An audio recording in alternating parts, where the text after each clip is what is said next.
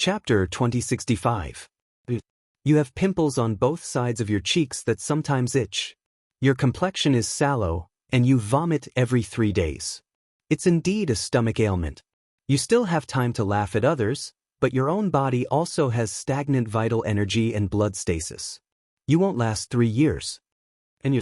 The little stoic swept a glance at the young man who was grinning from ear to ear. You're young, but your waist is stooped and it's hard to stand upright. Your sweat pores open and close abnormally, and cold evil invades your body. You clearly have an abscess. Fancy that you can still laugh.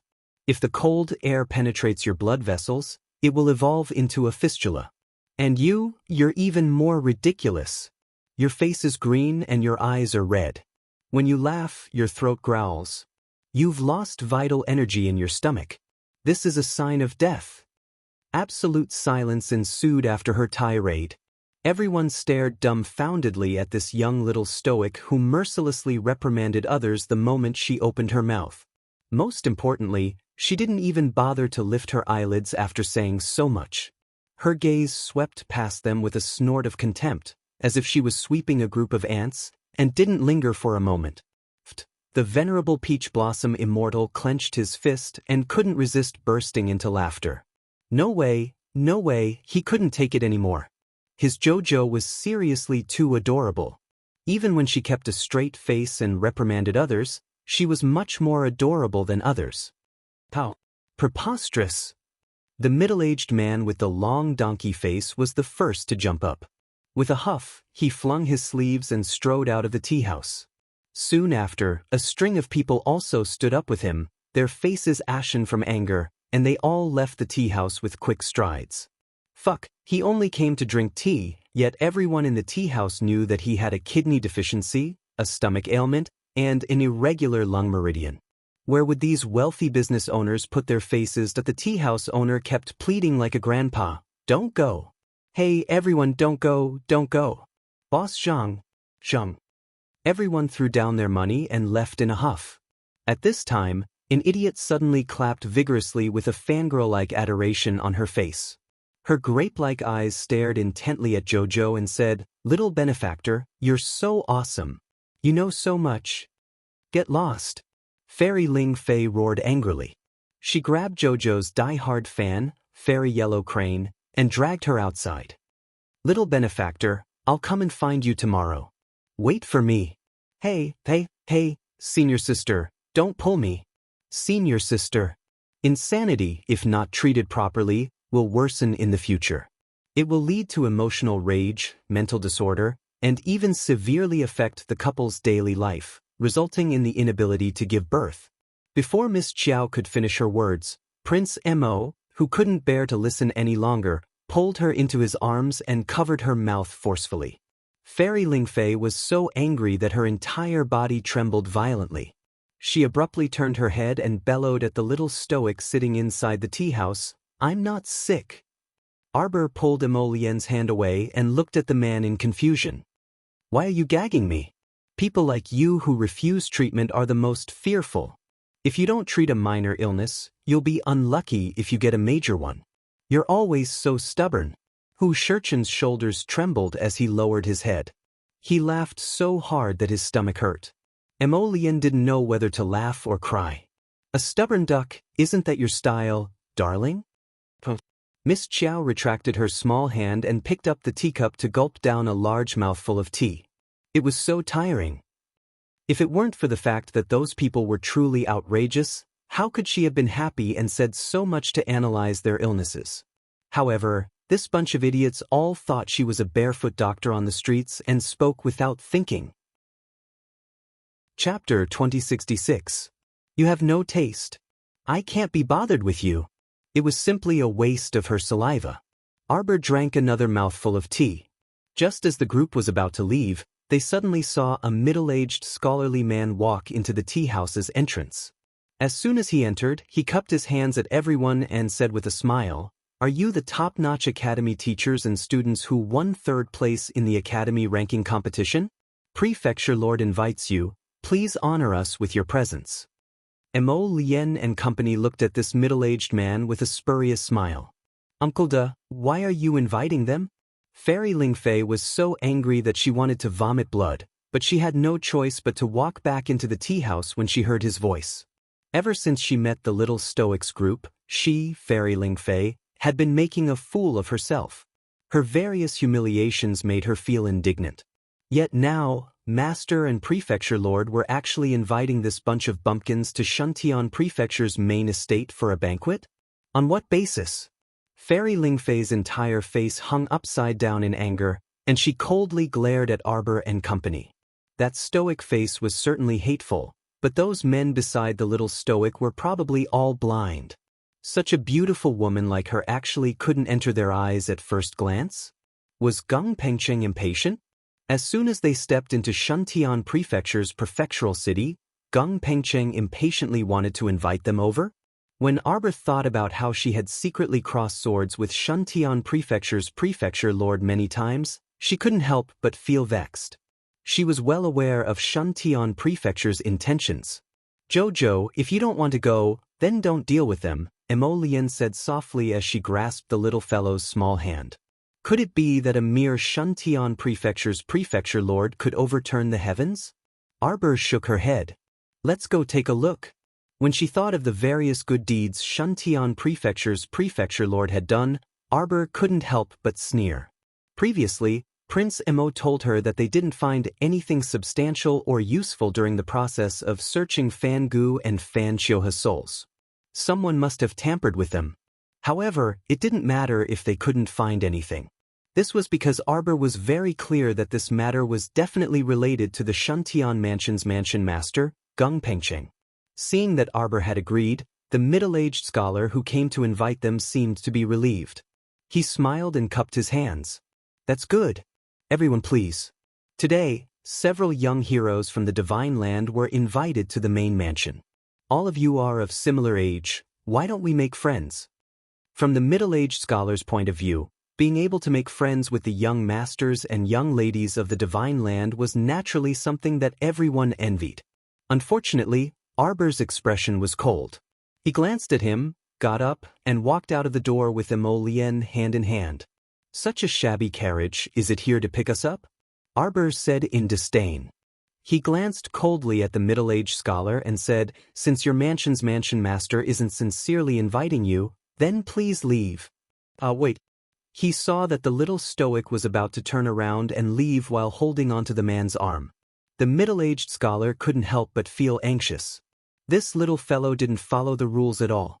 She had previously agreed to follow him to the city lord's estate, so why did her attitude completely change in such a short time after they walked from inside to outside?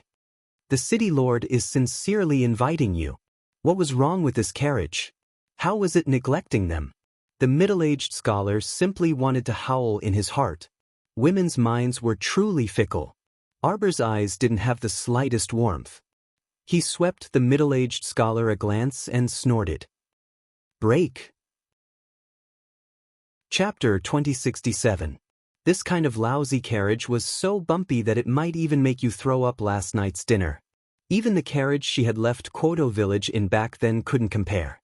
Fairy Lingfei stood behind Uncle Da and said resentfully, "We're only going to Shuntian Prefecture's main residence for less than a quarter of an hour, but you're making so many rude requests." Xiao Mu harumphed and turned her small head away, no longer paying attention to Fairy Lingfei. Emo Lien held Arbor's hand. Just as they were about to leave, they heard the middle-aged scholar call out anxiously, "Wait, everyone, please wait. I'll have someone prepare a new horse and carriage. Miss, you'll definitely be satisfied." This scholar was truly helpless. These people were clearly centered around this stoic young miss. If this young miss left, not a single one of them would be left behind. Emo Lien's cold gaze swept over the middle-aged scholar's face, and she sneered, "Gung Pengcheng is so considerate." Arbor knew very well what Gung Pengcheng was up to, and Emo Lien even more so. However, the two of them weren't afraid of getting into trouble. If Gung Pengcheng wanted to cause trouble, then he would have to weigh his own worth and see if he had the qualifications to cause trouble. Soon, a low-key and luxurious carriage with dark gold ripples appeared before everyone's eyes. There was more than enough space to accommodate 20 to 30 people. Thus, everyone filed in and sat in the same carriage. Upon seeing this, the little yellow crane also hurriedly squeezed in. It had originally wanted to squeeze in next to Xiao Xiao, but after being glared at by Crown Prince Mo's icy gaze, it immediately shrunk to the side listlessly, not daring to fight over the spot next to Xiao Xiao with that great sir. Fairy Lingfei, who was used to Fairy Yellow Crane's brainless fangirl, wasn't so angry now. However, she was just about to get into the carriage with a stifled feeling in her chest when Dao Wuji, who was sitting at the door, blocked her. "Hey, the carriage is full. Don't come in again." Fairy Lingfei was instantly enraged. Seeing that they were about to quarrel again, the middle-aged scholar hurriedly turned around and brought over a vigorous horse for Fairy Lingfei. Fairy Lingfei angrily leaped onto her horse and swung her whip. Everyone could only see the horse galloping away, kicking up large clouds of dust as if venting her anger. Sure enough, from the tea house to the Shuntian Prefecture's main residence, it took about 7 to 8 minutes. Everyone got off the carriage one by one and followed Uncle Da, who was respectfully leading the way in front, into the main mansion. They passed through the corridor and walked towards the main hall. Layers upon layers of houses were hidden between the mountains, rivers, and pavilions. Shuntian Prefecture's prefecture lord was holding a banquet for guests. Accompanying him was his wife, the current palace lord of the Palace of Heartless, Madame Fong. Arbor's group didn't expect such a wonderful show to be waiting for them as soon as they arrived in front of the reception hall. There was a row of 7 or 8 people tied up in front of the door. All of them were badly mutilated. It was hard for those young masters and ladies who were laughing and joking in the hall to still be able to eat. The Shuntian Prefecture's prefecture lord was too impatient to give them a show of strength. Prince Mo's lower lip curled slightly. Holding his little wife's hand, he led everyone into the main hall slowly. Arbor turned his head to take a look and suddenly stopped in his tracks. A trace of anger flashed across his face, and without any explanation, he slapped a burly man with his palm. This person was currently using his whip on a thin and weak servant. The whip was swung with all his might and vigor. "It's the last day of the month. I'm here to rob a monthly ticket. Don't forget to vote when you pass by. Vote, vote, vote." Chapter 2068. Suddenly, the wind from someone's palm swept across his back, and the burly man couldn't help but stumble forward. He didn't have eyes and bumped into another person's whip. Immediately, his flesh was lacerated, and he howled miserably as he covered the whip marks on his face. For a moment, there was silence both inside and outside the hall. Because of this sudden scene, everyone stopped their random banter and looked over in surprise. Sitting in the main hall, the Shuntian Prefecture's prefecture lord and his wife respectfully accompanied them. They looked at Arbor's group with different expressions. The Shuntian Prefecture's prefecture lord, Gung Pengcheng, looked like a middle-aged man close to 50 years old. His temples were slightly bald, and he had thick eyebrows and big eyes. When he looked at Arbor, that kind of scrutinizing gaze was full of deterrence. Sitting beside him was the palace lord of the Palace of Cold Blood, Madame Fong.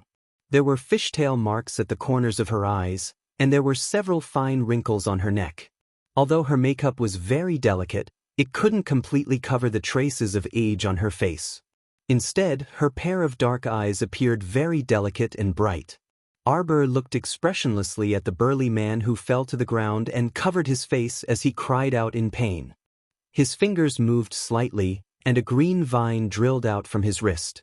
With its swoosh, it cut the wooden stake in front of him.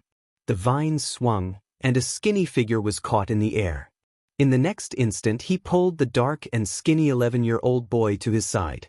Not only did this child have several whip marks on his face, but his body was also full of wounds. His legs were also twisted in an abnormal way, as if they had been broken while he was still alive. Xiao Mu's cold and severe gaze abruptly landed on the burly man who hit her. Scum! Countless vines drilled out from the bottom of the burly man's feet, and like thousands of poisonous snakes, they drilled into the man's body. Caught off guard, the burly man took a full blow from a level 4 spiritual master. How could he withstand it? He cried out involuntarily on the spot. Shuntian Prefecture's prefecture lord, Gung Pengcheng, stood up and stretched out his hand. You must be a student from a top academy. If you have anything to say, please speak properly. Puma, don't you know? Mannerhead, why are you still pretending? Arbor coldly interrupted Gung Pengcheng's hypocritical words. There was not the slightest fluctuation of emotion on his stoic face. The little girl's eyes were filled with disdain and mockery, making people feel uncomfortable. However, Gung Pengcheng forced himself to endure it, and said with a fake chuckle, Miss seems to have some misunderstanding about this Mannerhead. The burly man who was originally hanging on the brambles suddenly fell from above and landed heavily on the ground, interrupting Gung Pengcheng's words. The hall was dead silent. Manor Lord Gung's eyelids twitched, and he felt a little angry. This little girl was too bold. As expected, it was completely consistent with the news that his subordinate had sent him a few days ago. What an arrogant, despotic, and spoiled brat. Originally, he wanted to give them a small show of strength, but who would have thought that before he could do so, his subordinate would be killed on the spot? Damn it. Gung Pengcheng's face instantly darkened, and he looked at Arbor with a slightly angry expression. What are you doing? Arbor was too lazy to pay attention to him. She placed the thin, dark-skinned child on the ground and reached out to treat the injury on his broken leg. At this moment, a well-dressed young man walked down from above Gung Pengcheng. His appearance was delicate and handsome, but his chin was very sharp and thin, and his skin was too white. He seemed to be sick all year round. Chapter 2069. He was dressed in a long white robe that appeared somewhat transparent under the sunlight. One could vaguely see a lake blue high-collared inner robe inside, and a few lotus flowers were embroidered on the side of his neck with golden thread.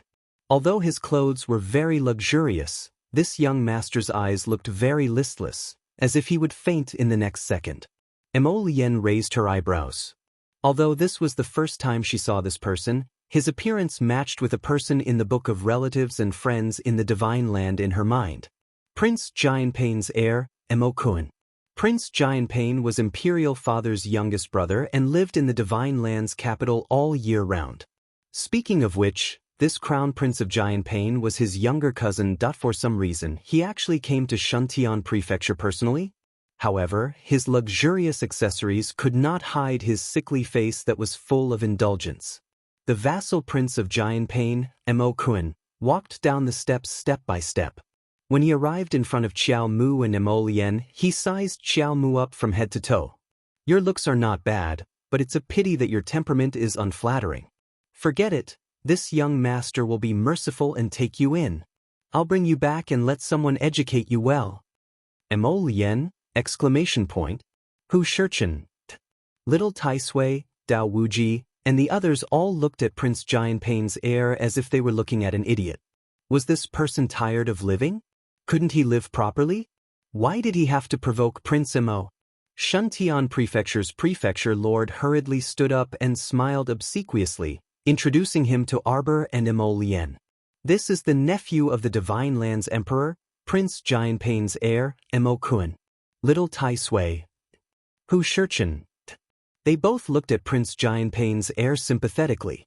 At such a young age, his life was about to come to an end. What a pitiful and sad thing this was. Unfortunately, they could not help even if they wanted to. They could only sit and watch the show and eat melons to relieve their boredom. Arbor finished treating the boy's leg injury and gave him a pill before patting his head and saying, "It's fine now." "Thank you, miss." At this moment, Meng Mai also recognized who the young lady in front of her was. She was the girl who had led him to look for the land whale at the small market at the entrance of Shuntian Prefecture that day. Little Meng Mai bowed his head gratefully at Arbor, repeatedly thanking her for saving his life. If it wasn't for this honorable young lady saving him once again, he probably wouldn't have been able to endure that vicious beating just now. Emokun stood in front of them. His face had changed from its initial complacency to an extremely ugly expression. "Brat, didn't you hear what I said?" The crown prince of Jianpei, Emokun, glared angrily at Arbor and threatened, "Do you know who I am? How dare you neglect me like this?" Emokun, crown prince of Jianpei, was furious. Suddenly, a bone-chilling hand grabbed Emokun's neck. Lien stared at him coldly for a long while before she laughed coldly. "You're the crown prince of Giant Pain, Kun, right?" Little Tai Sui, Hu Jinshin, and the others were all secretly getting excited. Coming. Prince Emma was going to teach this brat an unforgettable lesson. What do you want to do? How could the crown prince of Giant Pain dare to say any more nonsense when he suddenly realized that his neck had fallen into someone else's hands? His face flushed red as he shouted anxiously and angrily, "Let go, let go!" He was the nephew of the Divine Prefecture's emperor, the son of the crown prince of Giant Pain. How could he be in such a sorry state and have his neck pinched by a nobody? Chapter 2070. Lien's gaze was extremely cold.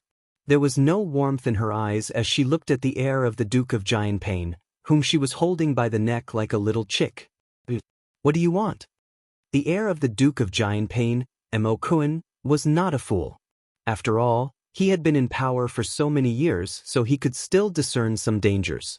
For example, this man before him had a huge impact on his soul, causing him to feel a trace of inexplicable fear. Why didn't he know? It was as if this man was not someone he, Kun, could provoke. But was that possible? He came from the capital of Shenzhou.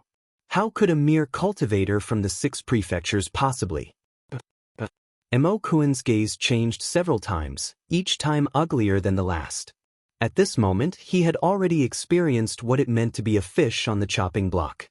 If his slender neck fell into the hands of an unrelated person, it would indeed be quite depressing. Moreover, this person's strength seemed to be increasing continuously. In his hands, he was like a fish that had been peeled out of the water. His limbs twitched uncontrollably, and his face was paler than before. No, don't kill me. Kun finally panicked. He simply could not understand why this was happening.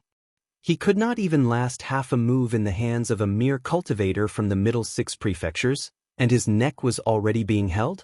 This did not seem real no matter how one looked at it. Arbor was completely focused on treating little Fierce Mike earlier, so she did not hear Kun's teasing at all.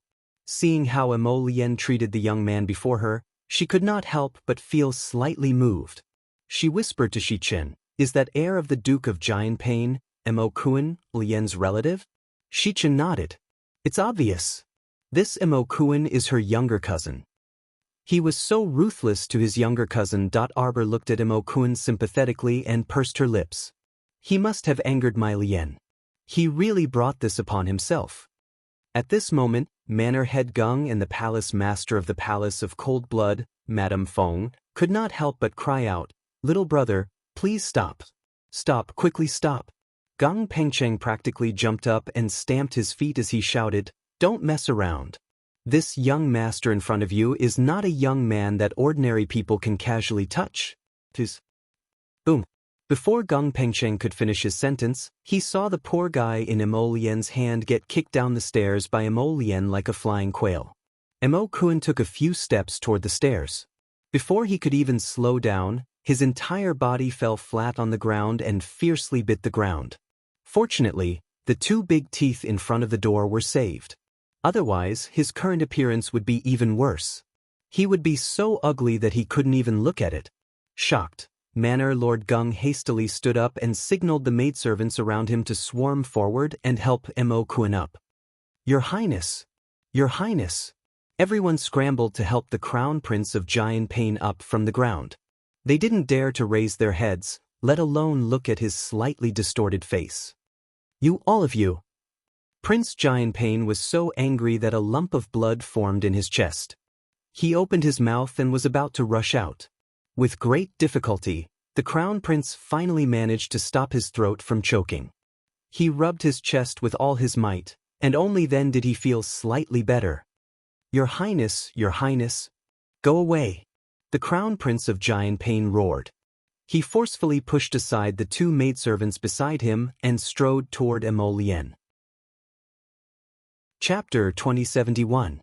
I wasn't careful just now. This time I won't go easy on you. Prince Giant Pain roars. Take this. He instantly summons a long sword from his conscious and slashes it straight at Lien.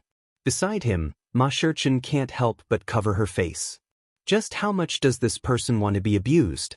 She actually bolted directly towards Crown Prince Mo with her doors wide open like this. Needless to say, Crown Prince Mo probably had several hundred ways to subdue this guy in one move. However, Prince Mo chooses the most humiliating method. He directly kicks Mo Kuen's refined and handsome face, sending him flying backward and falling to the ground with a thud. Mo Kuen simply doesn't know what he just experienced. His handsome and confident image, his face, has all been tossed into the sea of forgetfulness at this moment. His anger completely erupts in a split second. He suddenly waves his hand and roars, "Berserk Bear!" A giant bear with brown, glossy fur abruptly burrowed out of his spirit beast's base, glaring at Crown Prince Mo like a tiger eyeing its prey as it roared. Bang bang bang! That huge bear takes large strides and rushes towards Prince Mo. Arbor suddenly roars in anger, blazing blood. Shriek! The blazing blood fire phoenix suddenly appears. Without any explanation, a line of fire burns towards the huge bear's body. They actually dared to bully her Lotus with numbers. They're simply tired of living. Arbor lightly flings his hand, and the little white snake on his wrist starts to swim. Its body gradually lengthens, and it suddenly opens its huge mouth, revealing its sharp fangs. That huge snake's head is already in front of Prince Giant Pain, and its huge mouth is aimed at his small and handsome face. It's as if it only needs to swallow him whole into its stomach. A certain prince is so frightened that his legs go soft, and he sits on the ground with a thud. His eyes are filled with fear as he stares deeply at the white snake in front of him. He swallows a mouthful of saliva, and for a long time he's practically in a daze, unable to recover his soul. Stop, stop, quickly stop. Prefecture Lord Gung Pengcheng is also about to be scared silly by the scene in front of him. If anything happens to Prince Giant Pain here, then his position as Prefecture Lord will come to an end. Prince Giant Pain only needs to casually assemble a group of people, and they can easily destroy him, the Prefecture Lord, 3 to 5 times. So, Prince Giant Pain absolutely cannot have anything happen to him in Shuntian Prefecture. Even more so, he can't die in Arbor's hands. So, Gung Pengcheng jumped up and quickly walked down the steps. He was just about to flick his sleeve across Qiao Mu's palm.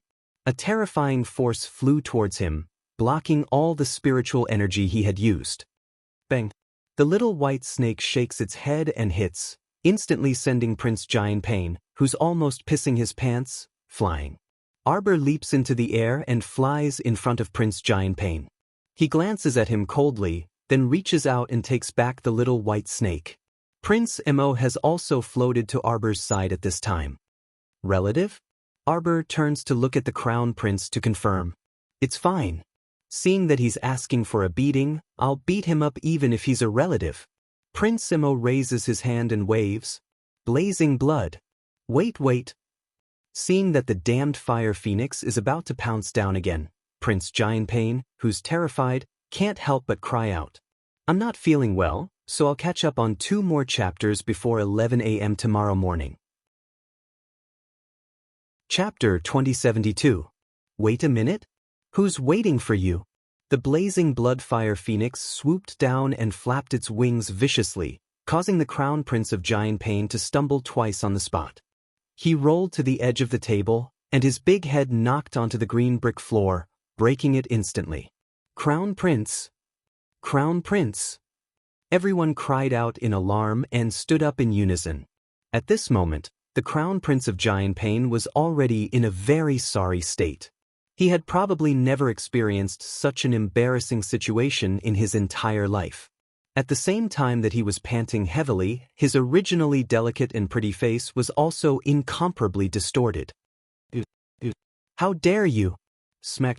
The blazing blood fire phoenix's claw landed heavily on the Crown Prince of Giant Pain's head. Before he could finish shouting, this brat was once again thrown out by the ancient phoenix. This time, he crashed straight onto the female guest table, causing a series of hurried and panicked screams. Plop, plop. The Crown Prince of Giant Pain rolled down from the table in front of the 2 pale-faced women. He lay on the ground, gasping for air more than he exhaled. His throat made a loud sound, and he directly fainted from anger. Arbor swept a glance over the messy banquet in front of him, and paid special attention to Gung Pengcheng's greenish-black face. Her little hand gently tugged at Emo Lien's sleeve, and the little fellow blinked and asked, "Husband, are they crazy?" "It's obvious." Emo Lien pulled her little hand and turned to leave. Since so many unpleasant things had happened, what was the point of staying here? Seeing that they were about to leave, Gung Pengcheng immediately thought of something and hurriedly turned around and walked forward. He originally wanted to block their way, but when he thought of the heavy power of the young man's sleeve that had almost slapped him away, he thought of the young man in black clothes who had just swept his sleeve. His eyelids involuntarily twitched, and he hurriedly took 2 steps back, standing 10 steps away from the two of them. He smiled apologetically and cupped his hands, saying, "The two of you, just now was just a small misunderstanding. The Crown Prince of Jianping is an honored guest from the Divine Prefecture, and you are also guests invited by this old man. I hope that both sides can get along harmoniously." He Shurchen couldn't help but chuckle. Get along harmoniously? How can we get along harmoniously when we've already fought to this extent? Manor Head. A calm voice came from behind them. Emo Lien and Arbor looked up and saw a woman in a pink-green satin gown and a pair of gold-plated tasseled hairpins walking towards them. Beneath her lustrous white skin were rosy cheeks, willowy eyebrows, and vermilion lips. She was a natural beauty. Unfortunately, compared to the little stoic's expressionless face that was as clear as the cold moon, this graceful and beautiful appearance was forcefully suppressed by several levels. This stoic face didn't need any expression. As long as he stood there, he could make all the women in the world pale in comparison. "Ah, it's third Miss Mu." Gung Pengcheng turned around and politely cupped his hands towards the girl. He laughed and said, "Third Miss, don't worry. It's nothing serious. These are all little friends that I invited." Mu Rose slightly furrowed her brows and swept her gaze across Arbor. Her gaze seemed to pause on Prince Emo for a moment. "Mister, I seem to have met you before." Gung Pengcheng was taken aback, and he deliberately sized up Emo Lien. He had always wanted to clearly investigate the identities and backgrounds of these people beside Arbor. However, it was very strange. It seemed like every time he investigated a crucial point, some information would always be erased. However, from the looks of it now, this man beside Arbor, whether it was his cultivation or identity, didn't seem to be that simple. Chapter 2073. Emo Lien's eyes were tranquil and unperturbed, so don't even think about reading anything from his expression. Dao Wuji by the side cannot help but laugh. "Miss, your way of striking up a conversation is not very reliable." Mu Roku's face turns slightly red as she mumbles, Not at all. She is indeed not striking up a conversation, as if she has really seen this man somewhere before. She dares to swear that she has definitely seen this man's exquisite and unadorned face before. But where did she see it before? For a moment, she actually cannot remember. The screams of a few attendants allow Mu Roku to regain her senses. She gracefully bows towards Gung Pengcheng. "I am going over to see how Air is doing." But Gung Pengcheng is also somewhat helpless at this moment. He had seen Arbor and the others clearly. If there is any serious injury, then there is definitely no such injury. It's just that this face can be thrown all the way to the sea of forgetfulness. Air Jianping was obviously angered to the point of fainting because of his ugliness. "Gung Pengcheng, what do you want? Speak." After experiencing such a farce, Arbor is too lazy to continue feigning civility with this person in front of her and directly asks, "This miss, could it be that you have some misunderstanding towards me?" Manor Head Gung's eyes flash as he says with a smile, "Today, I invited your top academy here because I indeed have a small matter to discuss with you. This Manor Head hopes to hire your academy's teachers and students to work for our Shuntian prefecture. As for the price, it is easy to discuss." Arbor's face is cold as she raises her hand to stop him. "Gung Pengcheng, can you stop pretending? I don't believe that you don't know who I am. Get straight to the point. What is your motive for calling me here today?" Manor Head Gung's eyelids keep twitching as he thinks. If it wasn't for the fact that you have so many experts by your side, I would have already killed you right here. This damned little monster. In a moment of carelessness and inattentiveness, I actually allowed her to grow to such an extent. Mu-Rook stretched out her hand and gently pressed on the Crown Prince of Giant Pain's chest. She helped the Crown Prince of Giant Pain, who had let out a long sigh of relief, sit up. Is the Crown Prince all right? The Crown Prince of Giant Pain stared blankly for a moment before he suddenly thought of something. His entire face turned gloomy. Where are they? Are you all dead? Emo-kun shouted angrily. Can't you take him down for me? Everyone looked at each other in dismay. Their hearts were in turmoil. Just now, that stoic-faced little girl summoned an ancient fire phoenix and a white snake with a wave of her hand. Even the air wasn't a match for the little girl and her group. What could these small fries do if they were to rush up? In the end, he still ended up being beaten up. Emo-kun did not care what these people were thinking. He kicked the butt of one of his confidants. Go. If you can't hold it, then chop it off for me. I'll take responsibility if he dies. Wait. An idea flashed through Mu-Roku's mind. She suddenly jumped up and stood in front of the numerous attendants, shouting loudly, No, you can't do it. Damn it, she remembered now. She had seen this handsome man somewhere before. In the palace. That day, when the emperor was choosing a consort for the crown prince, she had walked past a pavilion and caught a glimpse of the crown prince's portrait. Tall and slender, elegant and natural. It was as if the myriad of words in the world were unable to describe the man in the portrait. The Divine Province's Crown Prince, Emo-Lien. Chapter 2074. Mu-Roku, what are you doing? The Crown Prince of Giant Pain glared at Mu-Roku, his eyes almost reflecting substantial killing intent. This woman actually dared to disobey him in front of everyone. He was the Crown Prince of Giant Pain, someone with such a noble status. How could a mere daughter of an aristocratic family like her casually disobey him? Truly a bastard. The Crown Prince of Giant Pain glared coldly at Mu-Roku. You better give me a reasonable reason. Otherwise. Mu-Roku quickly walked forward and hurriedly came to the Crown Prince of Giant Pain's side, whispering into his ear. Emo-kun's expression changed slightly. He raised his head to look at Arbor and Emo-Lien, then turned to look at Mu-Roku and asked in a low voice, Is this true? The Crown Prince of Giant Pain had always been an ignorant and incompetent hedonistic son. He had been used to eating, drinking, and playing since young and had never cared about the country's political affairs. He also knew very little about the Divine Province's Crown Prince whom he had never met before. He wasn't a shrewd person, and his face reflected all his emotions clearly. Mu-Roku's words indeed made him feel very surprised. However, absolutely true. Mu-Roku nodded and said, Ku-Er's words are all true. There is absolutely no falsehood. Ku-Er saw this with her own eyes. Crown Prince, if you become enemies with His Highness, how will you deal with yourself when you return to the Divine Province? The Crown Prince of Giant Pain pondered for a moment and coldly glanced at Emo-Lien. His Highness? Whether he could return to the Divine Province alive, and whether he could secure the position of Crown Prince after returning to the Divine Province, was still unknown. Who didn't know that the Divine Province's Crown Prince had been wandering outside for many years and knew very little about the current political situation and regime of the Divine Province?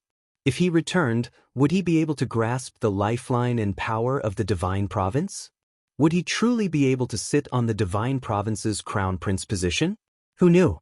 He dared to be so arrogant and despotic before even going to the Divine Province. If he really allowed this person to secure the position of Crown Prince, would he, Emo-kun, have a good life? The Crown Prince of Giant Pain's eyes flickered and coldly said to Mu-Roku, Roku, don't spout nonsense. How could my cousin, the Crown Prince, appear in such a damned place? Seeing that Mu-Ro still wanted to say something, the Crown Prince of Giant Pain raised his hand to stop her. This Crown Prince only knows that the Crown Prince of the Divine Province has been wandering outside for many years. Whether or not he is the Crown Prince has yet to be verified. Alright, you don't have to say any more. I know my limits. These people had beaten him up so arrogantly, and they still wanted him to acknowledge their identities? It was simply a pipe dream. The Crown Prince of Giantpain's face turned gloomy, and he suddenly raised his hand. What are you still standing there for? You. Shio shio shio shio. A flurry of arrows suddenly shot into the courtyard from outside. The arrowheads were aimed straight at the Shuntian Prefecture's prefecture lord and his wife. Madame Geng and Madame Feng stood up at the same time. Madame Geng and Madame Feng put their hands on the short table and leaped up horizontally. With a flick of their sleeves, they swept away 17 to 18 iron arrows. The hall was startled. Clang, clang, clang. Several dozen arrows fell to the ground. The rest of the people's expressions changed slightly as they blocked the iron arrows flying in front of them. Some of the cannon fodder bodyguards standing at the door unfortunately became the first wave of people to die an unnatural death in this round of attack. Arbor had already been caught by Prince Mo when he turned around. With a gentle sweep of his palm, the arrowheads that were flying towards them suddenly stopped in midair. They persisted in midair for less than a second before falling to the ground with a bang. They quickly turned into a pile of powder and dissipated. Chapter 2075. This sudden assassination was aimed at Manor Lord Geng and his wife, so Arbor and the others had nothing to do with it. They coldly watched as Geng Pengcheng and his wife engaged in a life-and-death struggle with a large group of assassins who had jumped down from the high walls. Arbor and the others simply stopped and leisurely walked to the side to watch. In any case, the assassins were the Manor Lord and his wife, so it had nothing to do with them. There was no need for them to intervene in an inexplicable assassination. Manor Lord Geng and his wife, Madame Feng, fought as they retreated. Soon, they were surrounded by the group of assassins. Arbor only felt that everything in front of her was quite dramatic. The fact that the assassins who had jumped down from the walls were able to enter the main manor of Shuntian Prefecture so smoothly showed that the defenses of Shuntian Prefecture were not worth mentioning. Could it be that Geng Pengcheng and the palace lord of the Palace of Cold Blood were this weak? Under the assassination of a group of inexplicable assassins, they could not resist at all? Was the acting real or fake? Arbor pursed her lips and exchanged a look of understanding with Mo Lien, who was looking down at her. After silently preparing for battle, Xiao Mu summoned the ferrule from her conscious into her hand. As expected, Manor Lord Geng shouted, and many Shuntian Prefecture guards suddenly appeared from outside the main hall. They caught the group of assassins and the two sides began to fight. Suddenly, the sound of something breaking through the air could be heard. Mo Lien did not even raise her head. She quickly reached out to pick up Arbor and jumped onto Seventh Yan's back. The golden dragon transformed into its beast form in midair. With a slight twist, its dragon tail landed on the eaves with a bang, shattering a large piece of debris and scattering it down. In an instant, Geng Pengcheng's expression changed greatly. He really did not expect that the couple would have ancient sacred beasts, a dragon and a phoenix, by their side. No wonder all the people he had sent out were like stones sinking into the ocean. They had probably been secretly taken care of. It turned out that the beasts by their side were so powerful. Geng Pengcheng muttered to himself for a moment and secretly gave a look to one of the guard leaders. The latter understood and shouted, "The main manor has been attacked with malicious intent. Everyone present cannot leave for the time being. Until everything is investigated, we can." A crossbow arrow fell from the sky and pierced through that person's chest. The guard leader was stunned for a moment. He lowered his head to look at his chest, then looked up in astonishment at the girl holding the crossbow on the dragon's backs. Heavens, wasn't he not finished talking? The head of the guards died with a grudge. Even when he died, he didn't understand what had happened. Whoosh whoosh whoosh. Xiao Mu didn't say a word, and her crow-repeating crossbow continuously shot out several arrows at a group of people wearing Shuntian Prefecture's guard uniform. When little Taisui and the others saw her make a move, they also followed suit and killed the Shuntian Hall's imperial bodyguards who had blindly surrounded them. For a moment, the scene was inexplicably chaotic. Geng Pengcheng, the Shuntian Prefecture's manor lord, was even more stunned. Then he shouted angrily, "What are you two doing? This old man kindly invited people from your top academy to attend a banquet. Is this how you repay me?" Indiscriminately starting to kill Shuntian Palace's imperial guards, What exactly do you people want to do? Gung Pengcheng, the Shuntian Prefecture's manor lord, glared at Arbor's group with fury in his eyes. Arbor's lips curled into a cold smile. Gung Pengcheng, are you retarded? Chapter 2076. Everyone was speechless as they turned to look at the stoic-faced little girl. They didn't know why, but when they saw the little stoic standing on the dragon's back and looking down on everyone from high above, they inexplicably felt a bit amused. Do you think everyone else is as stupid as you? These two groups of people are all your people, Arbor said coldly as he gazed at the assassins brandishing their machetes. They're even using the same model of machete. Can you be more careful when you're arranging the act? Don't you think there's something wrong with your IQ when you're seen through with a single glance? When everyone heard Arbor's words, they couldn't help but glance back. Sure enough, they were rendered speechless when they discovered that the group of assassins who had previously shot arrows at them and jumped down the wall to surround them were truly the same model as the machetes in the hands of the city lord's estate's royal guards. Gung Pengcheng couldn't help but twitch his eyebrows, and he glared hatefully at Arbor. Cunning and argumentative. You don't need to say more. You must have brought these assassins over, right? You're still slandering this prefecture lord now. Don't think you can pin the blame on this prefecture lord. Shuntian Prefecture's prefecture lord Gung Pengcheng reprimanded angrily. Men, seize them for me first. In a split second, a large number of royal guards surged out from the four corners of the courtyard. They held a type of long cylindrical weapon in their hands and abruptly fired it into the sky. A fine net shot out from each cylindrical tube. What was shocking was that after these hundreds to thousands of fine nets fell into the air, they actually connected seamlessly and ultimately formed a giant net that blotted out the sky and covered the earth, leaving no room for escape. Heh, Arbor sneered. So they were waiting for her here. It looked like Prefecture Lord Gung had probably simulated today's capture scene with his lackeys many times. Otherwise, how could they cooperate so well? The first step was to hypocritically invite her to the estate for a gathering. The second step was to write, direct, and act out the scene of the assassins attacking and the royal guards retaliating. The third step was the current highlight, directly shedding all pretense of cordiality and capturing her. Did she think that these broken nets made of special materials would be able to trap her? Clang.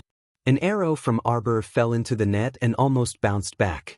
Looking at the large gray net that connected together above their heads, Xiao Mu quickly shrunk back into Emolien's arms and complained in a huff, "Hubby, this stinky net bounced my crow gold arrow back. This was really hard." Hearing this, Emolien immediately extended 2 clusters of dark sacred fire from her fingertips. Just burn it. When the 2 wisps of faintly discernible black flames landed on the huge net above him, the complacent Gung Pengcheng didn't even have the time to appreciate the inescapable net he had set up before he saw clusters of black flames engulfing him. The sturdy net that had bounced the black gold arrows back quickly melted into droplets of liquid under the scorching heat of the black flames. Prince Mo's eyes lit up, and he immediately took out a porcelain bottle to collect the liquid. If you use this quenched liquid together with the Arctic star sand, your pharaoh will definitely be forged into a divine tool. After saying this, Crown Prince Mo creased his brows in distress. It's just that my bronze furnace is a bit too shabby and can't support the forging of a divine weapon. It might explode halfway through the forging process. The little fellow hurriedly asked, "Do you have any good forging furnaces?" If you want a good forging furnace, the Forgetting River furnace is the best. Wait. Chapter 2077. It's a pity that it's said to be buried in the secret realm of the Sea of Forgetfulness. How many people have entered the secret realm of the Sea of Forgetfulness and returned empty-handed? Mo Lien sighs with emotion, then says, "The second-ranked refining furnace, the heavenly forging furnace, is now in the hands of an extremely famous divine weapon master in Divine Prefecture. Presumably, he's also unwilling to give it up."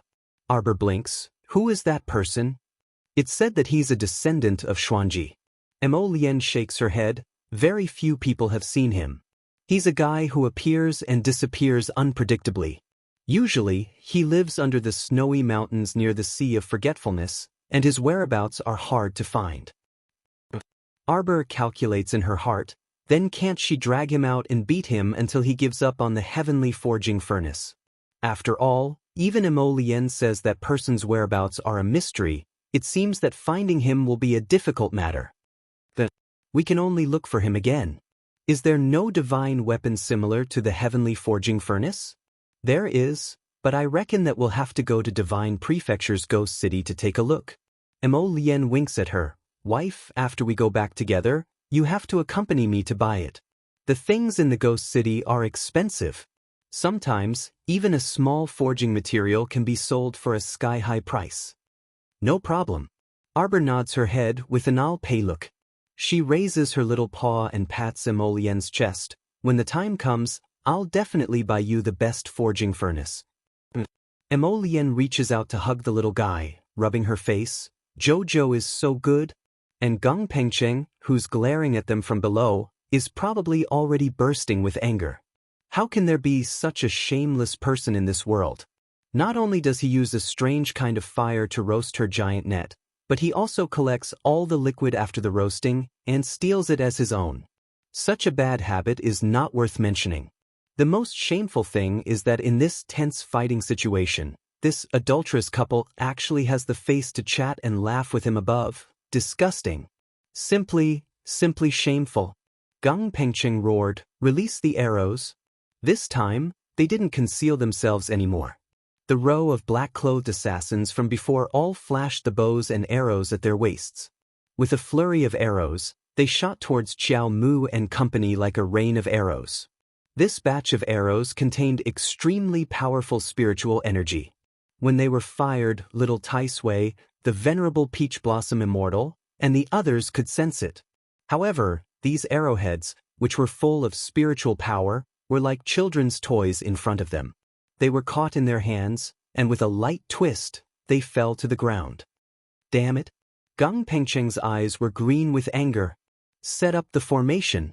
After a furious roar, the large number of assassins and guards on the field mixed together and slowly set up a large formation. The venerable Peach Blossom Immortal, little Tai Sui, and the others had already leaped into the air. They stepped on the backs of everyone's heads and leaped into the air. "TSK, I'm not going to play with you anymore."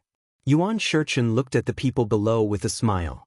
With a flick of his sleeve, it was as if peach blossoms filled the world. Everyone seemed to be in a sea of pink flowers, and their eyes were filled with slowly falling peach blossom petals. This scene was so beautiful that it mesmerized their hearts. For a moment, even the palace master of the Palace of Cold Blood, Madame Feng, was stunned. She stopped and stared blankly at the scene of dancing petals filling the sky. Until a blood-curdling scream came from someone's throat, which was bubbling with blood. Madame Feng was shocked and immediately recovered. She hurriedly activated her defensive barrier and cried out, "Be careful." Chapter 2078. How was this a beautiful peach blossom rain? It was clearly a peach blossom massacre that took people's lives. The stench of death permeated the air, causing everyone to feel suffocated in an instant. These peach blossom petals were like sharp weapons, falling piece by piece, cutting open everyone's bodies. Once the peach blossom petals brushed past their necks, it was only death. Several people fell beside them. Crown Prince Jianpain, Mo Kuan, who had activated all the defensive devices on his fingers, wished he could dig a hole and bury himself immediately, saving himself from coming into contact with the peach blossom of death. At this very moment, an incomparably cold aura approached. Crown Prince Jianpain felt from the bottom of his heart that this was the aura of death. This strange thought in his mind caused Crown Prince Jianpain to tremble uncontrollably.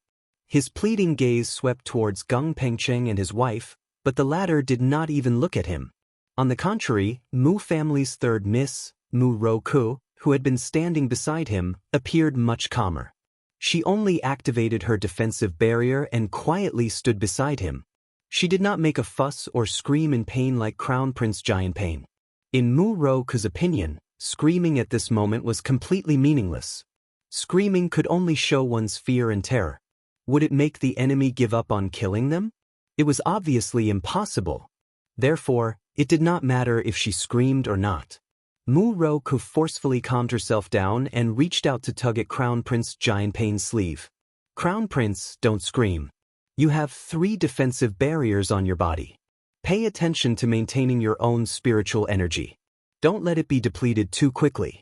Otherwise, the defensive barriers will not be able to hold on. Mu-Roku's reminder allowed Crown Prince Giant Pain, who was in a state of collapse, to clear his mind.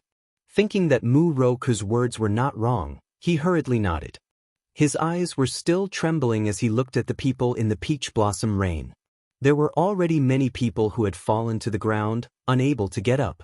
Some had their throats slit and died on the ground. There were even more who had their hands and feet cut by the peach blossom petals. At this moment, the front of the hall was filled with people rolling back and forth. At a glance, it was extremely unbearable. Gung Pengcheng used the tip of his foot to kick a guard who had fallen by his feet and angrily shouted, get up for me." However, that person's thigh had been cut by the peach blossom petals. At this moment, he was hugging his thigh and rolling back and forth, howling in pain. Naturally, he wouldn't listen to him and immediately get up. When Crown Prince Giant Pain saw that Gung Pengcheng was helpless against the situation before him, he couldn't help but panic. He hurriedly looked at Mu-Roku and said, "K'er, shouldn't we retreat first?" Mu-Ro couldn't help but laugh bitterly. Retreat? Where could they retreat to? Ever since that man with an extremely high cultivation base had made his move, he had set up restrictions all around the central room, making it impossible for them to escape. The Crown Prince of Giant Pain's nagging sounded in her ears. I am the Crown Prince of Giant Pain. Since that person is my cousin, he shouldn't treat me like this, right? Kuya, do you think he'll let us go if we go and claim our kinship? Mu-Ro couldn't help but smile bitterly again. Could it be that this young master didn't understand? If he really cared about that bit of kinship, would the Crown Prince have been so ruthless to him before? Stop, quickly stop. Crown Prince Giant Pain, who clearly didn't wait for her answer, took the initiative to act. Mu-Ro couldn't stop him even if she wanted to. Crown Prince Giant Pain knelt on the ground with a plop. Chapter 2079. Very dramatically, that guy clasped his hands together and cried bitterly, Your Highness the Crown Prince, Emokuen. The King of Giant Pain's son, Emokuen, your younger cousin. That shameless look of finding his biological brother from 800 years ago was almost breathtaking. Damn it, you only just found out that Emol Yen is your brother? Where did that ferocious look and arrogance go? Wasn't it because you were scared out of your wits by the venerable Peach Blossom Immortal? Arbor lowered his head to look at the King of Giant Pain's heir, who was kneeling on the ground and cupping his hands toward the sky. He frowned and said with disdain, How can you have such a brother? It was simply too embarrassing. Emol Yen also felt ashamed, especially when he saw his little wife's disdainful gaze. He felt even more stifled. The fury in his gaze that was fixed on Emokuen's sword. The wind from his palm landed, directly lifting Emokuen onto his back. Don't call me brother. Who's your older cousin? Scram. Emokuen was stunned, and a trace of embarrassment flashed across his face. He hurriedly got up and crawled forward on all fours, crying bitterly, Older cousin, I am Emokuen, the King of Giant Pain's son, Emokuen. Woo-woo, my father is your imperial father's youngest brother. Older cousin.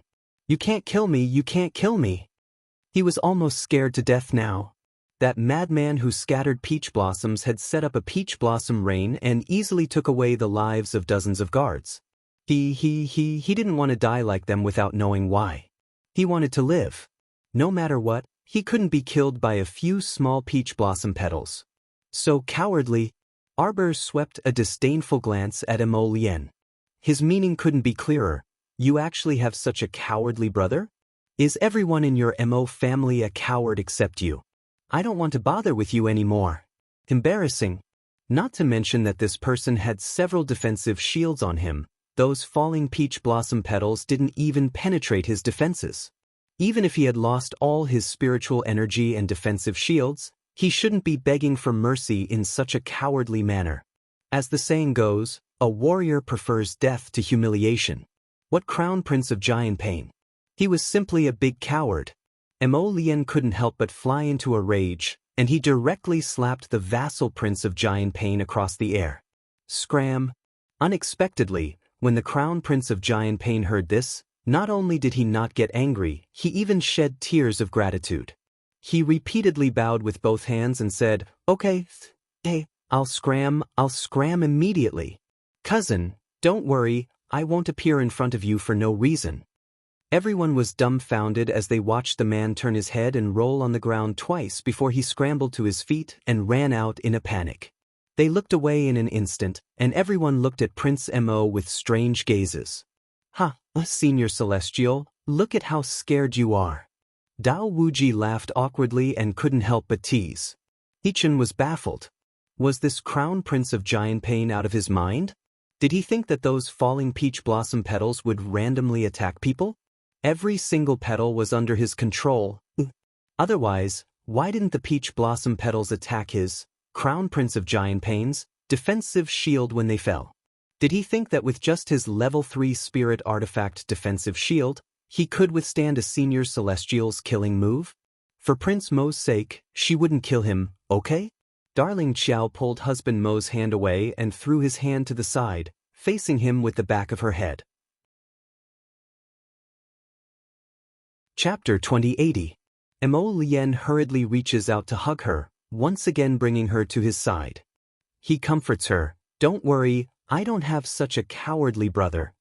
When we get back, immediately remove his name from the genealogy." Prince Mo lowers his voice by her ear, "I definitely won't let my Jojo lose face."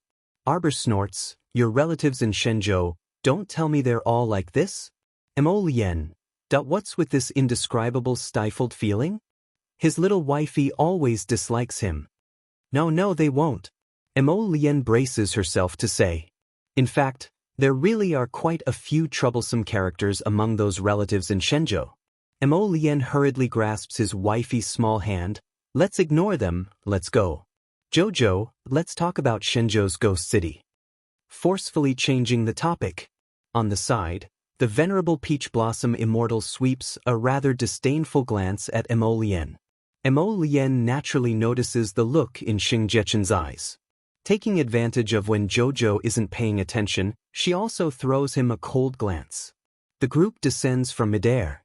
After half a day's effort, the giant net above their heads has long dissipated, and Mo Lien's porcelain bottle has accumulated more than half of the solution. After putting away the porcelain bottle, Mo Lien takes Arbor's small hand and walks out. The sound of a sharp arrow piercing through the air comes from behind the two people's heads. Mo Lien doesn't even turn her head, directly reaching out with her hand and throwing out a purple flame. Like a tiny purple dragon, the flame whooshes through the air, crackling as it wraps around the arrow that's coming straight at them.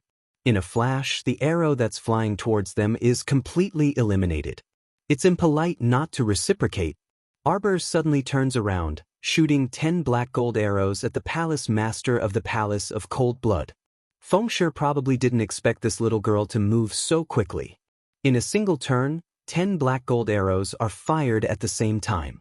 She dodged 6 or 7 of them, but in the end, she couldn't dodge the remaining 2 or 3. Of the 3 black gold arrows, one shot off a lock of her long hair, the second shot into her shoulder, and the third shot into her hand. Their power spread outwards from within her body, penetrating her bone marrow. With 2 whooshing sounds, the arrows shot out of her body. That heart-wrenching pain made Madame Feng scream involuntarily. "Master!" Fairy Ling Fei followed the sound and hurriedly rushed over to support the tottering Madame Feng.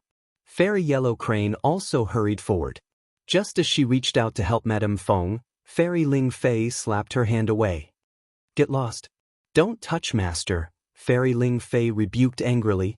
"Isn't that woman your benefactor? Friends? Did you see that? She was so ruthless to her master. If you are still Master's disciple, then pick up the sword on the ground and fight her with your life." Immortal Huang He's lips quivered as she gazed at Xiao Mu in bewilderment. "Little benefactor. You're still calling her benefactor?" Fairy Ling Fei rebuked angrily, kicking her back. "Are you an idiot? She's already made a move on Master. Senior sister, there. There must be some misunderstanding. Misunderstanding my ass. You and I both saw with our own eyes that woman hurt master to this extent. Arbor glanced coldly at Fairy Ling Fei. Seeing little yellow crane look over, he gave a rare explanation. Your master shot us in the back. That arrow was imbued with divine power, Mo Lien said coldly. If he hadn't been by his wife's side just now, she would have suffered greatly from the divine power on the arrow. Chapter 2081. Fairy Yellow. He looked at Madame of Feng with a distressed expression and then looked up at Fairy Ling Fei. She hastily grabbed her sleeve and shouted, Why? Why did Master shoot arrows in the back? Shut up. Fairy Ling Fei angrily flung her hand away and reprimanded, You believe what others say? Did you see Master shoot arrows in the back with your own eyes? Fairy Yellow. He drooped her head and reached out to help Madame of Feng up, but Fairy Ling Fei slapped her hand away. How dare you be so arrogant in Shuntian Prefecture? What kind of background do you have? Fairy Ling Fei snorted angrily. Regardless of your background, anyone who dares to make a move in my Shuntian Prefecture and injure our family's mistress will die. Shuntian Prefecture's prefecture lord also had a gloomy expression as he stood behind them with his hands behind his back. The entire Shuntian Mansion's main hall was now densely surrounded by layers upon layers of Shuntian Mansion's guards. At a rough glance, Shuntian Prefecture actually mobilized more than 1,000 people. Prefecture Lord, let's talk nicely. Third Miss Mu Ro pursed her lips and suddenly walked to the center of the main hall with a flick of her sleeves. She stood in front of Arbor's group and bowed to Gung Pengqing. Prefecture Lord, you must have heard what Prince Jianping said just now. Is His Highness Mo Lien, the Crown Prince of Shenzhou. You can't do this. Quickly withdraw your troops. Don't let the misunderstanding continue to grow. Mu Ro gave Shuntian Prefecture's Prefecture Lord Gung Pengqing a fierce look and transmitted her voice. If His Highness the Crown Prince is harmed in any way, you won't be able to bear the consequences of the Emperor's anger. Besides, it looks like you're no match for the Crown Prince's group at all. Why do you have to forcefully detain him and make both sides suffer instead? Just now, the Crown Prince of Jianping was making a ruckus so loud that everyone knew about it. The Shuntian Prefecture's Prefecture Lord, Gung Pengqing, naturally saw that obsequious appearance of his. He already knew why it was so difficult to find information about the people around Arbor. It turned out that the black-robed young man was His Highness the Crown Prince of Shenzhou. And what he found was only the identity of Mo Kingdom's Crown Prince on Sikong Planet. Gung Pengqing naturally didn't care about the Crown Prince of a lower star region country. Of course, he was also puzzled as to why the Crown Prince's cultivation was so high. However, when he investigated further, he found nothing. Unexpectedly, this person was actually the Crown Prince of the Divine Land. Gung Pengqing took a deep breath. He felt that he had to sort out his thoughts at this moment. Forget it. Since he was the Crown Prince of Shenzhou, it would be unrealistic for him to detain him by force, just as Third Young Lady Mu said. He would only be looking for trouble. Gung Pengqing's old face was taut as he waved his hand to order the rows of Shuntian Hall guards in front of the lobby to retreat several tens of meters. Mo Lien, Arbor, Yuan Shurchen, Little Tai Sui, and the others were all standing there, staring at the manor head with different expressions. Manor Lord. Fairy Ling Fei couldn't help but call out, Are you going to let it go just like that? What about Master's injuries? The palace master of the Palace of Cold Blood hadn't been unconscious for long. She had already woken up and was looking at her husband, Gung Pengqing. Gung Pengqing muttered to himself for a moment before saying, Ling Fei, this matter is mostly a misunderstanding. It was chaos when we fought just now, and your master was injured for some reason. Fairy Ling Fei clenched her fists tightly. She wanted to say something else, but Madame Feng pressed her hand down and restrained her anger. Chapter 2082. Let's drop this matter. Gung Pengqing thought for a moment and waved his hand. Madame Feng coughed lightly and stopped talking.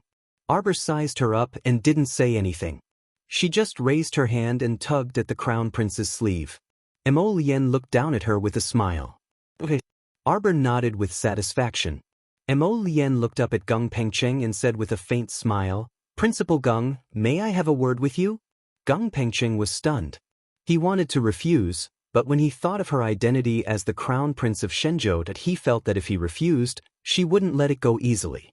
So he walked over helplessly and followed the Crown Prince and Arbor into the inner room. "What does your highness want to ask?" Before Gung Pengcheng could finish his sentence, he was horrified to find a cluster of black fire floating in front of him. It was only for a moment, but it almost ignited his eyebrows and eyes. Gung Pengcheng was furious. He was about to explode when he realized that the world in front of him had changed. In an instant, he was in a completely different environment. The Crown Prince of Shenzhou in front of him was gone. Arbor stood in front of him with a transparent onion head baby standing on her shoulder. Beside his calf, there was a small, squarish lump of earth. It looked very strange, and on the lump of earth, there was a pair of black bean-like eyes. At this moment, it was blinking and looking at him. Gung Pengcheng was a little surprised. He looked back and forth and was almost stunned by the expanse of peach trees in front of him. This is? What? A giant snow leopard suddenly jumped out from behind and pounced, almost crushing him to the ground. Gung Pengcheng had a very bad feeling in his heart at this moment. Could it be that this damned girl had a grotto heaven immortal abode and land of inheritance?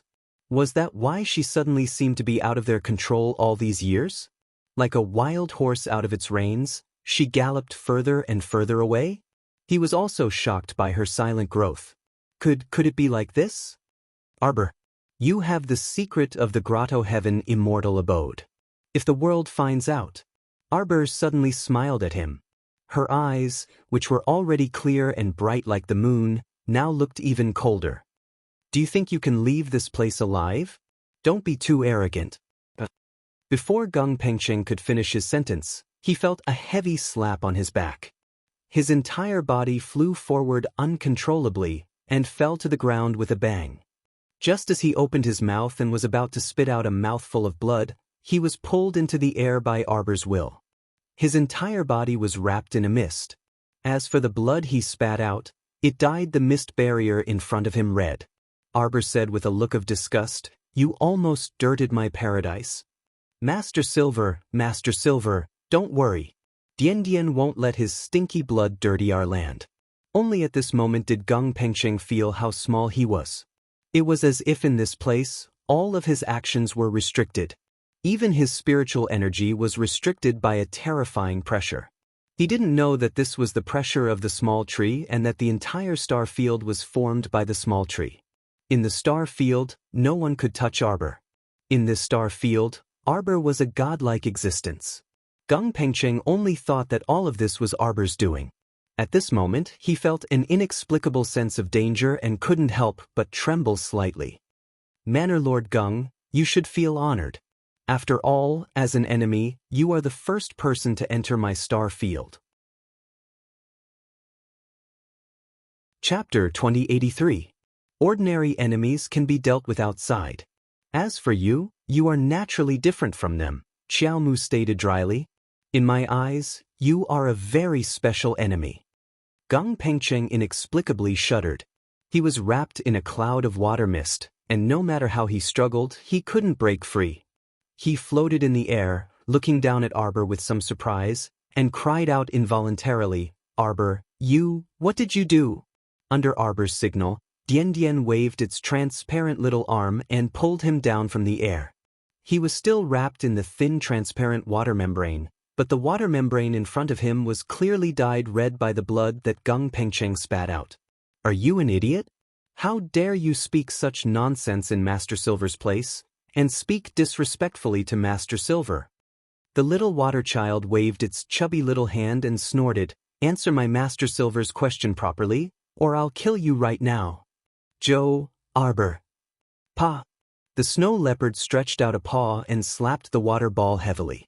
So everyone only saw Gung Pengcheng, who was wrapped in the water membrane, fiercely bounce on the ground and jump high up. Gung Pengcheng only felt that under this slap, his internal organs turned upside down, and he was in indescribable pain. He had a feeling of wanting to vomit. Arbor immediately turned its big eyes away in disgust. But in a flash, Hu Shirchen's figure appeared next to her. Curling the corner of her mouth, Hu Shirchen looked meaningfully at Gung Pengcheng in the water membrane, stretched out a slender finger, and pointed at Arbor's forehead. "You're really bold, to actually let him in like this."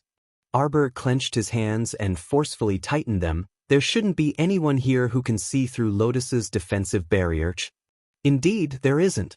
Hu Shirchen nodded and looked at her with a deep gaze. "But everything is about what if. If word of this star field of yours gets out, and evil people find out." Hechen sighed. "I'm worried about you." Arbor walked up to him and tugged at his sleeve. "I know." She was indeed a little impatient today. This Gung Pengcheng in front of her was the one who had caused her to fall into the abyss in her previous life. In this life, he had repeatedly sent people to kill her. When she saw this person, she felt her blood boil. She simply couldn't endure it. Did he think that death was his final destination? What a joke. The person who had caused her to suffer so miserably in both her previous and current lives was now in her hands. How could she just let him walk comfortably to his death? "I'll take out his soul remembrance, and you put Dun Ji's soul into this body. From now on, the Shuntian Prefecture's prefecture lord is yours." Hechen looked at her with a smile and said. When Arbor heard this, his eyes seemed to light up, and his spirit was lifted. Stop at a stalk? That chatterbox? Last time, she had conveniently thrown him into a corner of Taoyuan and made him face the wall to reflect on his past. With a flip of her hand, Arbor took the little Taisui into her dungeon and used her mind to absorb it into her hand. At this moment, the transparent little person in the dungeon looked at her with teary eyes and cried out bitterly, "Ah, my honorable little Master Silver, have you finally remembered the Dun Tun Tun in the corner of the peach garden? Don't be long-winded." Arbor glared at him and turned to look at Hu Shirchen with the little dungeon in her hand. Chapter 2084. Jichen, you goddamn bastard. I was banished to a corner by little Master, and you don't even know how to visit me. You don't even know how to put in a good word for me. Back then, why did I fall in love with such a heartless and unscrupulous thing like you? Jichen looks at the figure in the dungeon with a strange expression. Why do I feel that Dunzan's words are a bit harsh to the ear? What's going on? Arbor punches that dungeon with his little hand. Shut up. Whoa. Dunzan sobs pitifully. Peach Blossom Immortal wants to change a new body for you. If you keep crying, well, I won't change it. Dunzan instantly stops talking. His dog eyes widen as he looks at Arbor and repeatedly asks, Little Master, what kind of body will you change for me? Is it beautiful? Is it elegant? Is my skin bright and clean? Arbor looks at him speechlessly. It's right behind you, see for yourself. Dunzan suddenly turns his head, his gaze blankly landing on Gung Pengcheng, who is enveloped by the water membrane. He immediately lets out a miserable cry. He's a baldy. How is he a baldy? Jichen snappily picks up the small dungeon in Arbor's hand. Change if you want. If you pass this village, there won't be another shop. Dunzan's tears fall. Little Master, can't you change me into a prettier body? For example, someone like the Crown Prince, who looks as gentle as jade, or someone like Jichen, who is ravishingly charming will do too. You're the one who's beautiful and charming. Ma Shirchen punched the dungeon. Shut up. Woo. Then do you want to change? Yes. Having a body is better than floating without one. Dunzan has no other choice now, so he reluctantly nods and agrees. How depressing. This prefecture lord looks like he's over 50 years old. He doesn't look good at all, and his sideburns are also bald. At first glance, he looks like a hairless vulture. Would that in the future he will have to carry this image in the pugilistic world for a long time. How depressing, how to deal with it. Yuan Shirchen was too lazy to pay attention to this ADHD-like transparent little person, and directly threw the dungeon into the air. He grabbed Gung Pengcheng's body with one hand and pressed his other hand on Gung Pengcheng's head. Gung Pengcheng's entire body was trembling. At first, he could still call out, "What are you doing?" Gradually, it turned into, Your Honor, please spare my life." However, as the pressure gradually increased, Gung Pengcheng could no longer continue speaking. His entire body felt dizzy. When he opened his eyes again, he was horrified to find that his body was standing right in front of him. Lowering his head to take another look, his body had actually become transparent and illusory. This? Had his soul been seized? But how could this be? Who was this person? Hu Shurchen merely glanced at him indifferently. With a flick of his sleeve, Gung Pengcheng's soul remembrance was sucked in by a heavy suction force and instantly fell into Hu Shurchen's hand. No, don't kill me, don't kill me. Arbor stood beside Hu Shurchen and coldly looked at the disheveled Gung Pengcheng. A faint light flashed through his eyes. The current situation was absolutely gratifying to everyone. However, she didn't feel much joy. It was as if the past was like floating clouds, and her mental state had inexplicably improved slightly. The three people's figures returned to the inner hall. Emo Lien heard the sound, slowly turned around, and smiled at her. Chapter 2085. This is Dun Zhu's new body? Emo Lien's long brows raised slightly as she looked at the person shyly cowering behind He Shurchen. Arbor shouted at him exasperatedly, "Hurry up and come over!" Dun Zhu hurriedly jumped in front of her, pulling a long face as he asked pitifully, "Master, if there's a chance next time, can you give me a handsome body again?" Such high standards. And handsome too. Where was she going to find a handsome man for him? Scram. Dun Zhu sobbed. He Shurchen, are you deliberately harming me? Look at Master, she doesn't like this body so much. You deliberately let me enter the body of Master's enemy so that Master doesn't like me. He Shurchen's brows twitched. You're thinking too much. He knew that Jojo was going to settle accounts with Shuntian Prefecture. Right now, he was letting Dun Zhu enter Shuntian Prefecture as a spy. When the time came, they could work together to eliminate all the enemies in Shuntian Prefecture in one fell swoop. Woo! Keep crying and I'll kill you. He Shurchen couldn't bear it any longer and glared at him. Emo Lien only found it a little funny.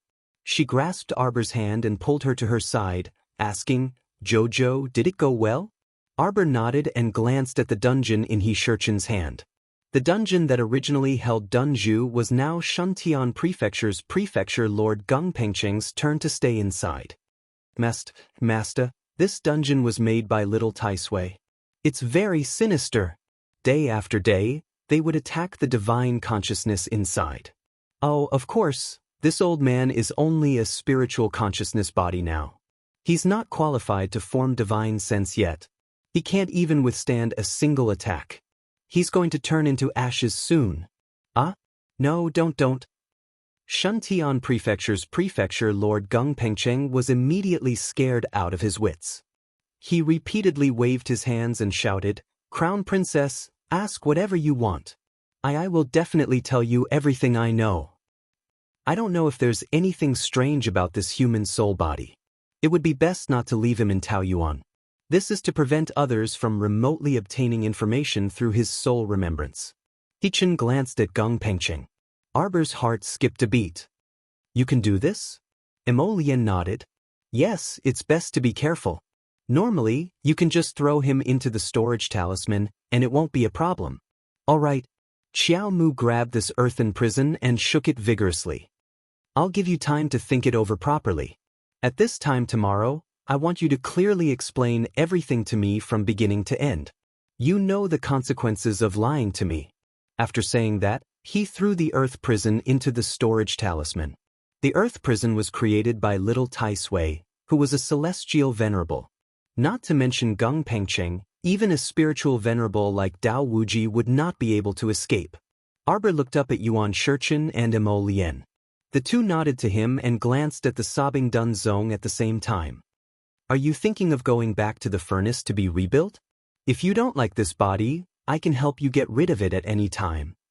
When the time comes, I'll refine you into a human. Would you like it? It's the kind of human puppet with blood coming out of its eyes. It'll scare ordinary people when it goes out. The black-hearted duo seamlessly connected their words. Their threatening words smashed into Dun Zong's face. He was so scared that he immediately stopped crying. He no longer dared to make any more sobbing sounds. Be an honest person. Do you know what you're going to say when you go out later? Be smart. Chapter 2086. If I finish this matter, can I change into a handsome body? Sure. Mo Lien nodded amiably and sized up Dunzong. As long as you finish this matter, you can change into whatever body you want. Male, female, old, young, tiger, leopard, wolf, snake, you can change as you wish. You, don't fool me. Dunzong pointed at Mo Lien and whined. I know. If my soul completely fuses with this body, in the future, it will be very, very difficult to peel it off. Then do you want to come out right now? I can peel it off right now. Do you want me to peel it off? The quarreling duo came online again.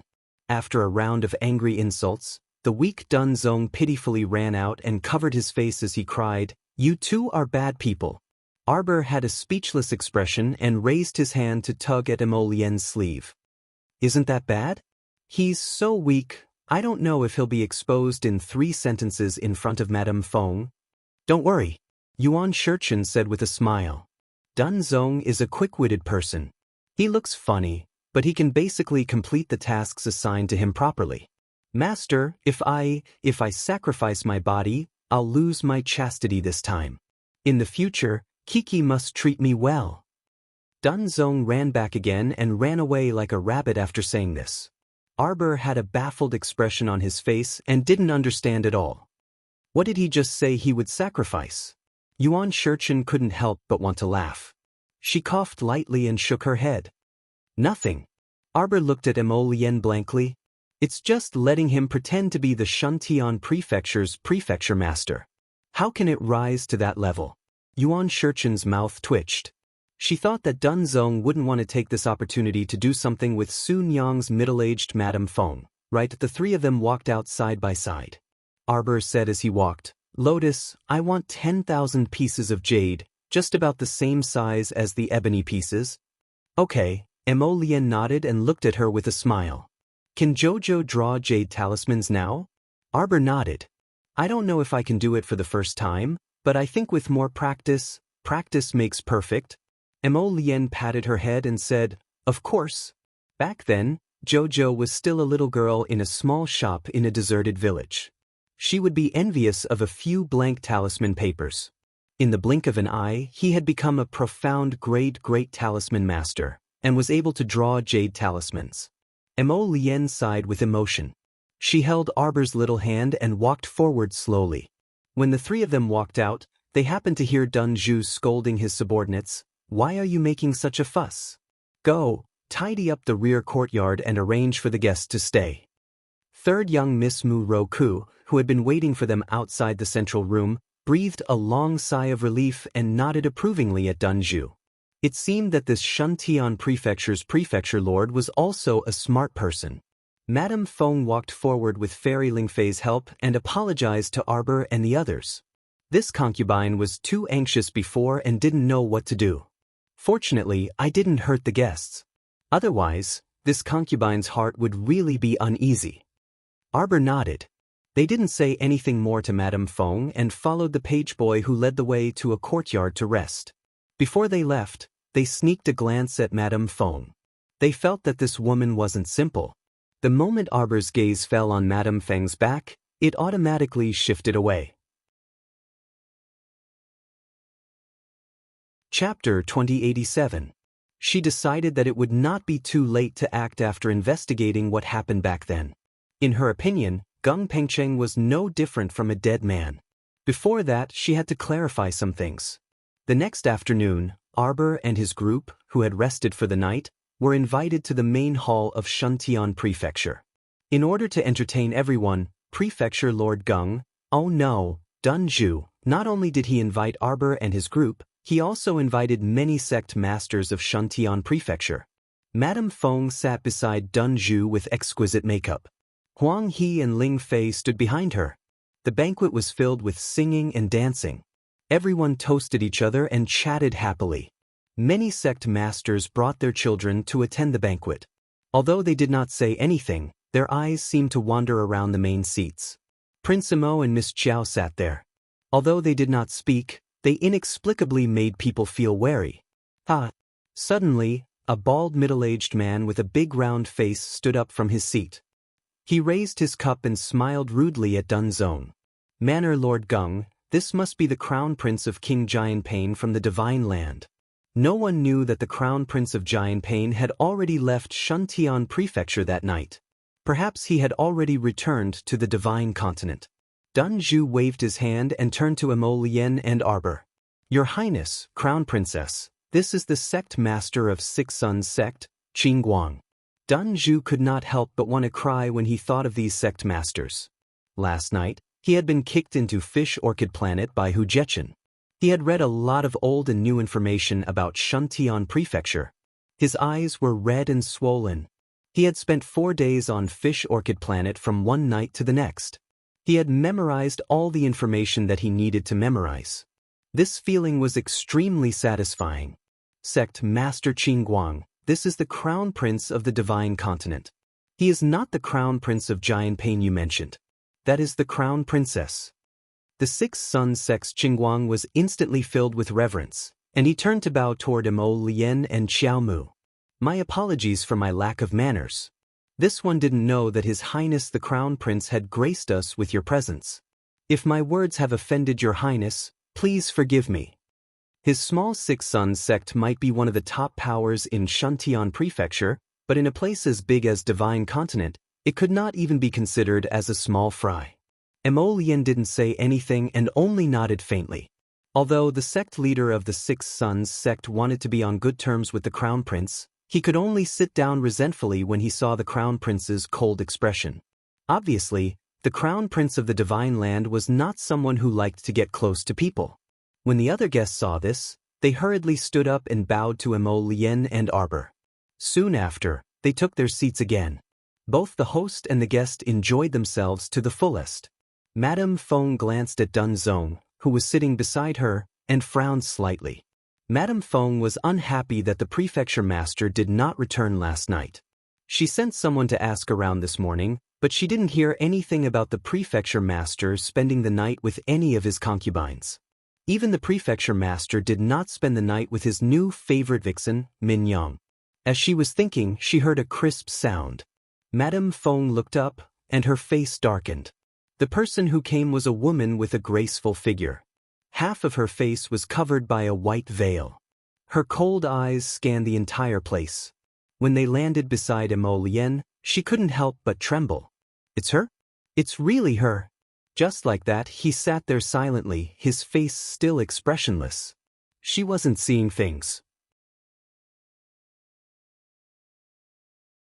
Chapter 2088. The woman stared blankly in Prince Mo's direction for a long time until Madame Feng's reprimanding voice reached her ears. "Min Yang, what are you doing here?" Madame Feng's expression was ugly, and her voice was not polite at all. The woman raised her head to glance at Madame Feng. She stood proudly and stared at her coldly. "Min Yang is here to perform a dance on the orders of the Prefecture Lord." Madame Feng glared fiercely at Prefecture Lord Gung. Dun Zhu immediately laughed awkwardly. He thought that this was probably an agreement between Shuntian Prefecture's Prefecture Lord and this woman called Min Yang. He really knew nothing about it. Seeing the undercurrent between the wives and concubines, Dun Zhu hastily coughed dryly and said with a smile, "Since you're here, let's begin." This woman called Min Yang had a pretty good figure. What did she look like under the veil? Dun Zhu subconsciously rubbed his chin and smacked his lips. His gaze landed on the woman. When Madame Feng saw this, a trace of anger flitted across her face. She hatefully shifted her gaze away from the young woman. Damn slut. An unknown little slut from all walks of life dared to compete with her? "Everyone, please wait for a moment." After Min Yang left, everyone repeatedly praised Prefecture Lord Gung for his ability to manage the household and for the harmony between his wives and concubines. They showered Dun Zhu with praise, making that fellow feel as if he was floating in the air. When Arbor saw this, she turned her little head to glance at Prince Imo, unreliable. Imo Lien could not help but want to laugh. She raised her hand and squeezed her little hand. "We'll have Jechen teach him a lesson later." Soon, Min Yang appeared in front of everyone again. This time, she had changed into a pastel dress and brought along 2 rows of coquettishly dressed dancers. When the music started, Min Yang began to dance. Her figure was extremely lithe. With a leap, she spun in midair. Green ribbons fluttered as the dancers flicked their sleeves, setting off the young woman who was as bright as the moon in midair. Min Yang's pink and colorful dress spread out in the air, forming a beautiful circle of flowers. The layers were as graceful as white clouds piled on top of each other. Her loose skirt slid from the air all the way to the ground. The transparent gauze wings at the end were like the wings of a colorful divine bird. At first glance, it was truly shocking. Arbor hurriedly turned to look at Prince Emo, who was sitting beside him. Seeing him looking at her with a smile, she pretended not to see his mischievous gaze. She pursed her lips and said seriously, "So many people are looking at Min Yang. Why are you staring at me?" Prince Emo held the white jade cup in one hand, the sparkling wine inside slightly swaying. Her jade-like face was filled with smiles. He tilted his head and stared at her. He smiled and said, "No one is prettier than my wife." She couldn't deny that she was in a good mood at this moment. She felt a little refreshed, but Xiao Mu still snorted expressionlessly. Glib-tongued, "It's completely from the bottom of my heart." He reached out and caressed her smooth little face. Pink skeletons, beautiful women's bones. Everything is like smoke and dust that will eventually disappear. In this crown prince's eyes, there's only my wife, Jojo. Arbor suddenly turned her little head and faced him with the back of her head. Her 2 little claws involuntarily reached out to cover her little face. "It's over." Her heartbeat was beating irregularly again. It was fluttering as if it was about to struggle out of her heart. Chapter 2089. Miss Chiao reflexively checked her own pulse. Her pulse was steady, neither floating nor sinking, neither late nor late. Logically speaking, it should be very normal. But her heartbeat was unusually fast. Emo Lien naturally saw her little movements and couldn't help but laugh out loud. He moved his head close to hers and said softly, "Baby, turn around and look at me. You keep looking at me with the back of your head. I'm panicking." Miss Chiao hastily covered her burning face with her hands. It was over. She always felt that this person's voice was very seductive. It was low and deep, like rolling beads falling on a jade plate, and even had a bit of magnetism to it. It was hard to believe that this man was flirting with her in front of so many people. Arbor suddenly turned her head to look at him, but didn't expect this man to move so quickly and steal a kiss from her lips. It really happened in the blink of an eye. Arbor's little fist reached out and landed in his palm. "Don't mess around." He laughed lowly. "Who's messing around?" Miss Chiao glared at him angrily. "Here, my little cutie, I've peeled an orange for you." Emo Lien's eyes narrowed slightly, and he reacted quickly by pulling his wife onto his lap. With a flick of his sleeve, he instantly deflected several arrows. Cheech-cheech, after a few light sounds, the arrows pierced into the pillars in the hall. Arbor started and looked back. She saw that the group of dancers who'd been singing and dancing had all summoned their weapons from their inner worlds and were charging in Dungeon's direction. Dungeon had been used to peace these past few years. When had he ever seen such a tense and exciting scene? He couldn't react in time. "My mother!" Dungeon had the urge to immediately rush to He-Chin and hide behind him. Except that He-Chin's sudden and deep gaze alerted him. He immediately came back to his senses and sat upright on his throne, aggrieved. He didn't move at all. "You weren't scared, were you?" Emo Lien pulled Jojo over and stood 3 feet away from the table before looking down at her. Arbor blinked and couldn't help but roll her eyes at the sky. She was already at the 4th level of the spirit realm. How could she be frightened by such a scene? Chirp. Her cheeks were suddenly kissed by him. Arbor glanced at him and saw the man take a deep breath. He grabbed her little hand and pressed it against his chest. "But your husband is a little scared." Arbor. In such a tense atmosphere, he still had the mood to joke with her. Although they could sit on the sidelines and watch a group of dancers chase after Dunzone, from time to time they could point out a dancer's moves and analyze 1 or 2 of her moves. But he still had to be a bit more honest. Mo Lien giggled as he looked down at her. Wife, these women are so scary. You must protect your husband well. The little fellow suddenly reached out and pinched his face. Stop fooling around. If you don't save Dungeon now, I'm afraid Dungeon's body will be destroyed again.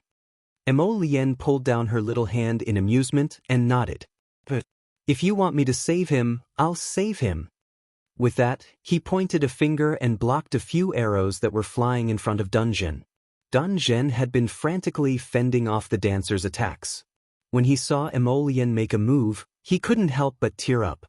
His boss had finally finished flirting with Miss Chiao. He finally had the time to turn around and look at him, this pitiful person. Bastard. I've been waiting for this day for a long time. Wash your neck and prepare to die. Chapter 2090.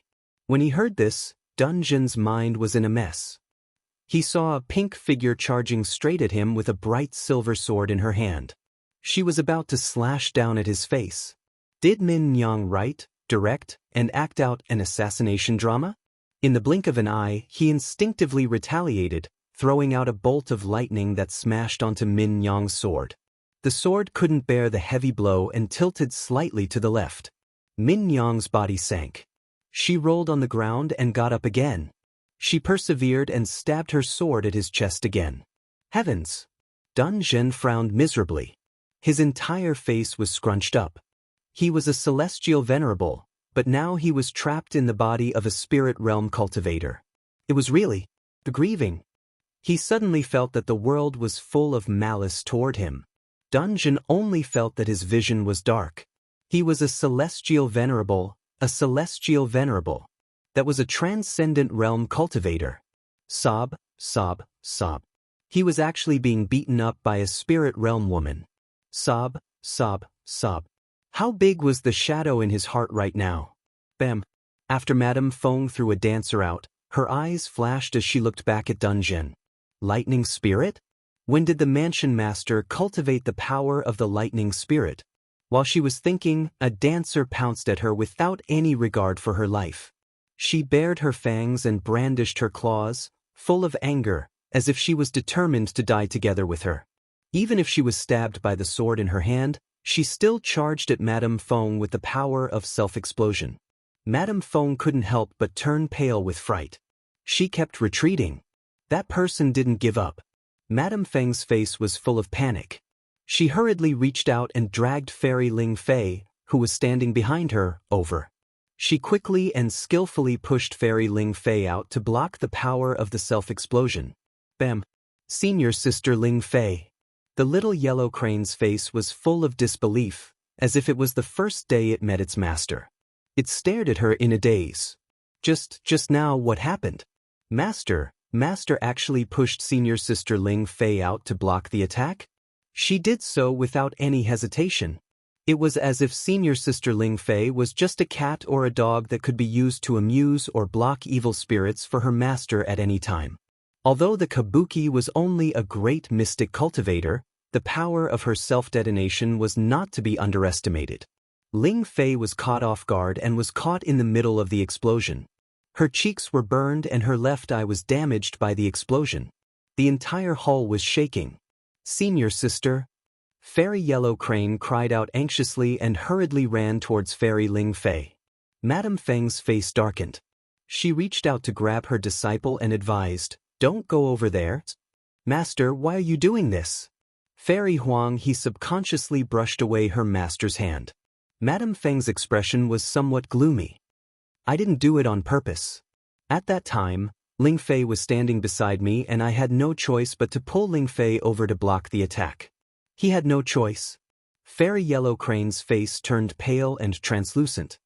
"You want to use Fairy Ling Fei to block the evil spirit because you have no other choice? When did Master become so frightening and unfamiliar?" "Scoundrel, watch my sword." The masked woman, Min Yang, once again got up from the ground and stabbed the sword in her hand at Dun Zhen. "Die, old man." Chapter 2091. Thinking quickly, Dun Zhu quickly reached out his arms and clasped them together, catching the masked woman's long sword in his palms. He quickly snatched it away and threw it to the ground with a dong sound. At the same time, he shamelessly pulled the masked woman into his arms. Slap! The woman immediately flicked her sleeve and gave him a heavy slap. This scene happened too quickly. By the time everyone reacted, they only saw a red palm print on Dunju's left cheek. A very distinct palm print was left behind by 5 fingers. The scene was too beautiful, and some couldn't bear to continue watching. All of a sudden, she really wanted to weep, but when she met Xiao Mu's calm and warning gaze, she restrained herself a bit. He turned to the crowd and said, "Everyone, I'm truly sorry that such a thing happened at the banquet. Let's end today's banquet first. After this manor head has dealt with these people, I'll invite everyone to another banquet to apologize." Everyone saw the red palm print on his cheek, and his appearance was a bit strange. They all held back their laughter and nodded before leaving. After everyone left Shuntian Prefecture's main hall, Dunju finally couldn't bear it anymore. He turned around and roared at the masked woman who had fallen to the ground and had her neck and shoulders held down by several Shuntian Prefecture soldiers. "Don't hit people in the face, you know? This is too much." Minyang. Manorhead, Minyang dared to openly gather so many people to assassinate you. It's obvious that she doesn't put our Shuntian Prefecture in her eyes. Madame Feng said with conviction. "This woman must be executed immediately. If Manorhead can't bear to do it, this concubine can do it for you." "No need." Dunju waved his hand and stopped Madame Feng from continuing. "Return to your own court first. You don't need to interfere with the interrogation of Minyang. Let me handle it fully." Madame Feng gritted her teeth and said word by word, "Manorhead, Minyang attempted to assassinate you first and then ruin the banquet. She also alarmed His Highness the Crown Prince and the Crown Princess. If we don't punish her, will there still be rules in the entire manor?" Dunju waved his hand impatiently. "I know how to deal with her." Seeing that Madame Feng was about to continue, Dunju said angrily, "All right, go back to your court first. I'll let you know the results." Madame Feng left in a huff. She glanced at Fairy Huang He, who was several hundred steps away from her, and pursed her lips. "Huang He, come with me." Fairy Yellow Crane looked at Arbor blankly. This child had just witnessed with his own eyes that his master had pushed his senior sister out as a shield. Until now, it seemed that he still hadn't recovered from the shock. Arbor couldn't bear it and asked, "Do you want to stay?" "Huang He." Madame Feng raised her voice and glared at the motionless Fairy Huang He with a hint of anger in her eyes. Fairy Yellow Crane seemed to have received her orders and came back to her senses. She quickly nodded and left with Madame Feng. Lord Gung ordered his men to move the corpses of Min Yang and the dancers into the backyard. Min Yang sat there silently. Suddenly, she looked up at Arbor, who was standing not far away. Slim and elegant, she radiated the moonlight. She simply stood there, but it was as if the entire world had been lit up by her. "I want to see who exactly you are."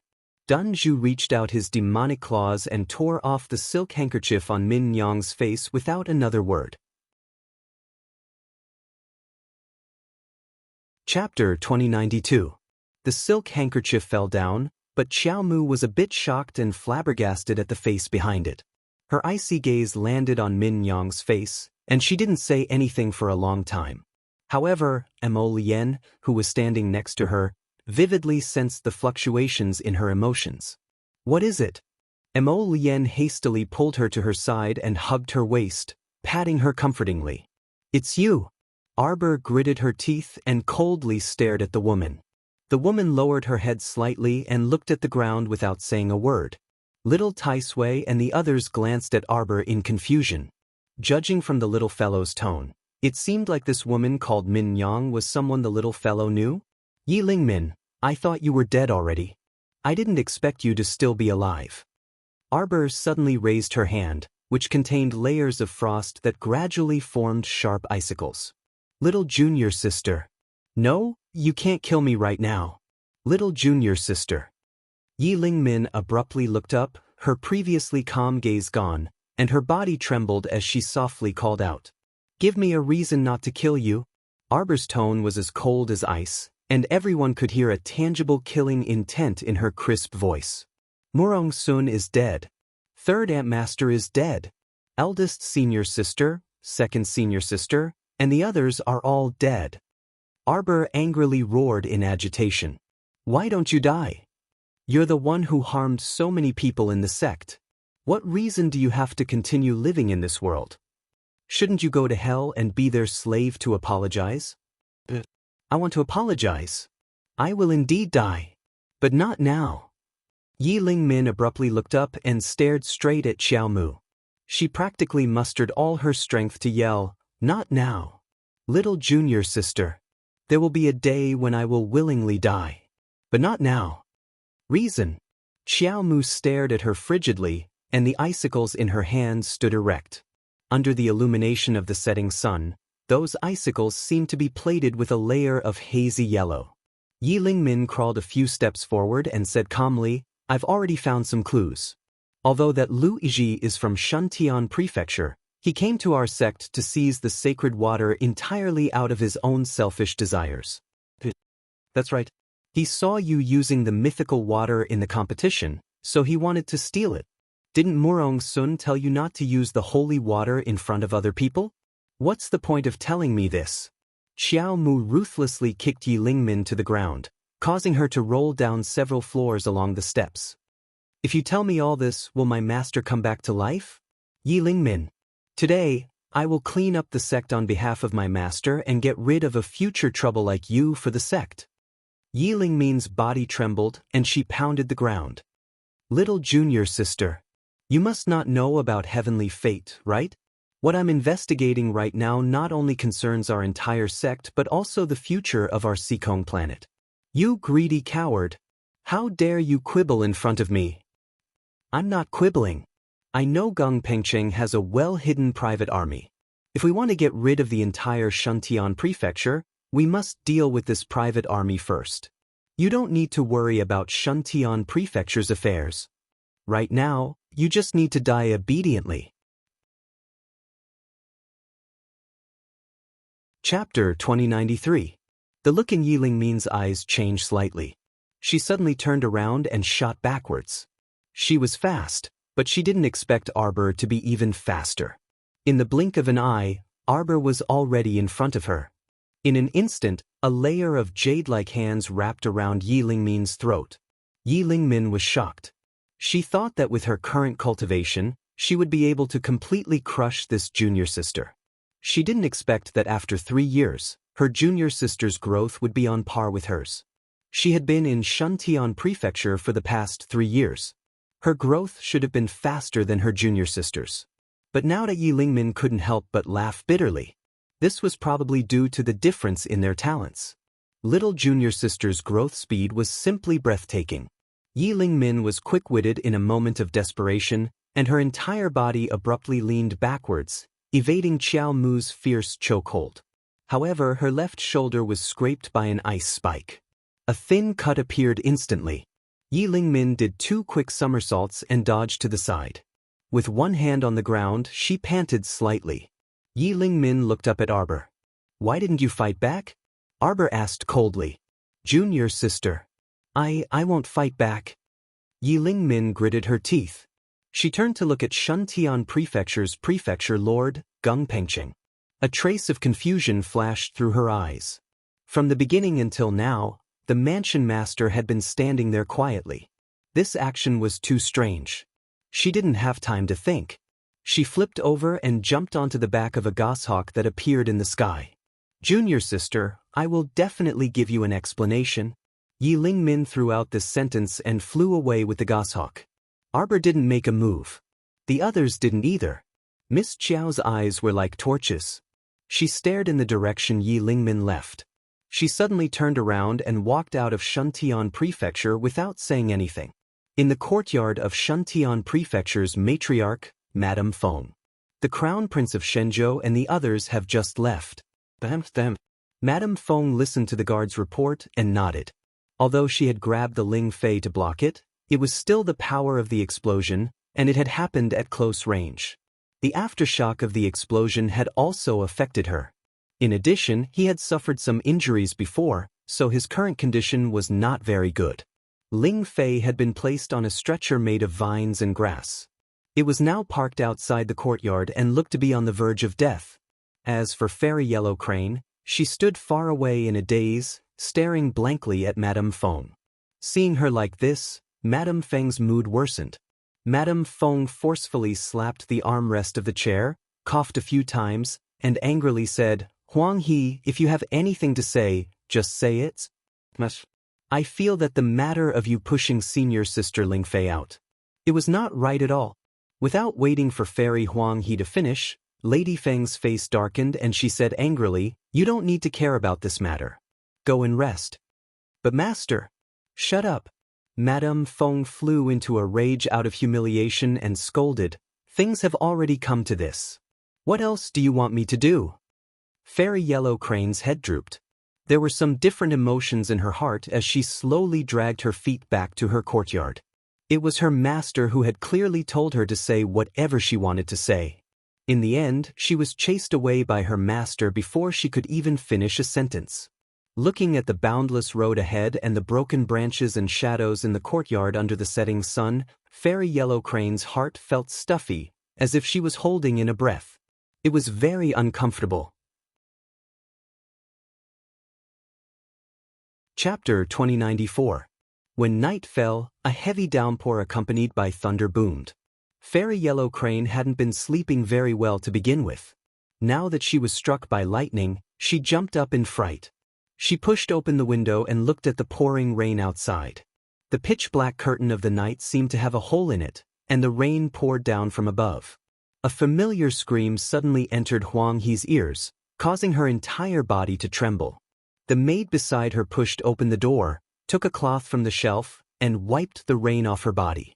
"Miss, the night is cold. Why are you standing at the window in such a strong wind and rain?"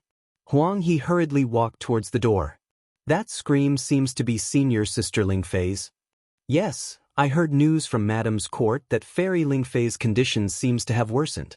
The maid hurriedly took an umbrella from the side and opened it, following Fairy Huang He out. Yun Shui, quickly bring a cloak for Mississippi. "Miss, you're still going out so late?" The maid called Yun Shui hurriedly ran over, holding a thick cloak in her hands. She helped the previous maid cover her with the cloak. Fairy Huang He did not speak, only tightly pursing her lips as she quickly walked out of the door. Yun Shui hurriedly took an umbrella and opened it as well. The three of them, master and servant, walked quickly through the pouring rain to Madame Feng's courtyard. When the door opened, Fairy Huang He did not care about the maid holding the umbrella for her and hurriedly walked in. However, there was no one in the court. Huang He stood in the empty courtyard in astonishment. He looked around in a circle. "Senior sister Ling Fei won't be unable to make it through tonight, right?" Huang He muttered to herself. Although Ling Fei had a bad temper, after so many years together, she had long regarded her as a sister. Master is so ruthless." "Miss, there's no one here, why don't we go back first?" Yun Shui was a little timid. She pulled Huang He's hand and could not help but mutter softly. The other maid didn't say anything. She stood beside Huang He and tried her best to hold an umbrella for her, shielding her from the storm. However, the rain was too heavy. How could 2 oil paper umbrellas block it? The master and servant trio had come all the way from their own court, and were already covered in rain. "Let's go in and take a look. You guys stay here. Yun Shui, wait for me at the door. I'll go in with Mississippi. Chung, miss, be careful." Fairy Yellow Crane took large strides and ran towards the corridor. She followed the 10-meter-long corridor and searched for Fairy Ling Fei from room to room. Chang Feng's whole body was soaked by the rain.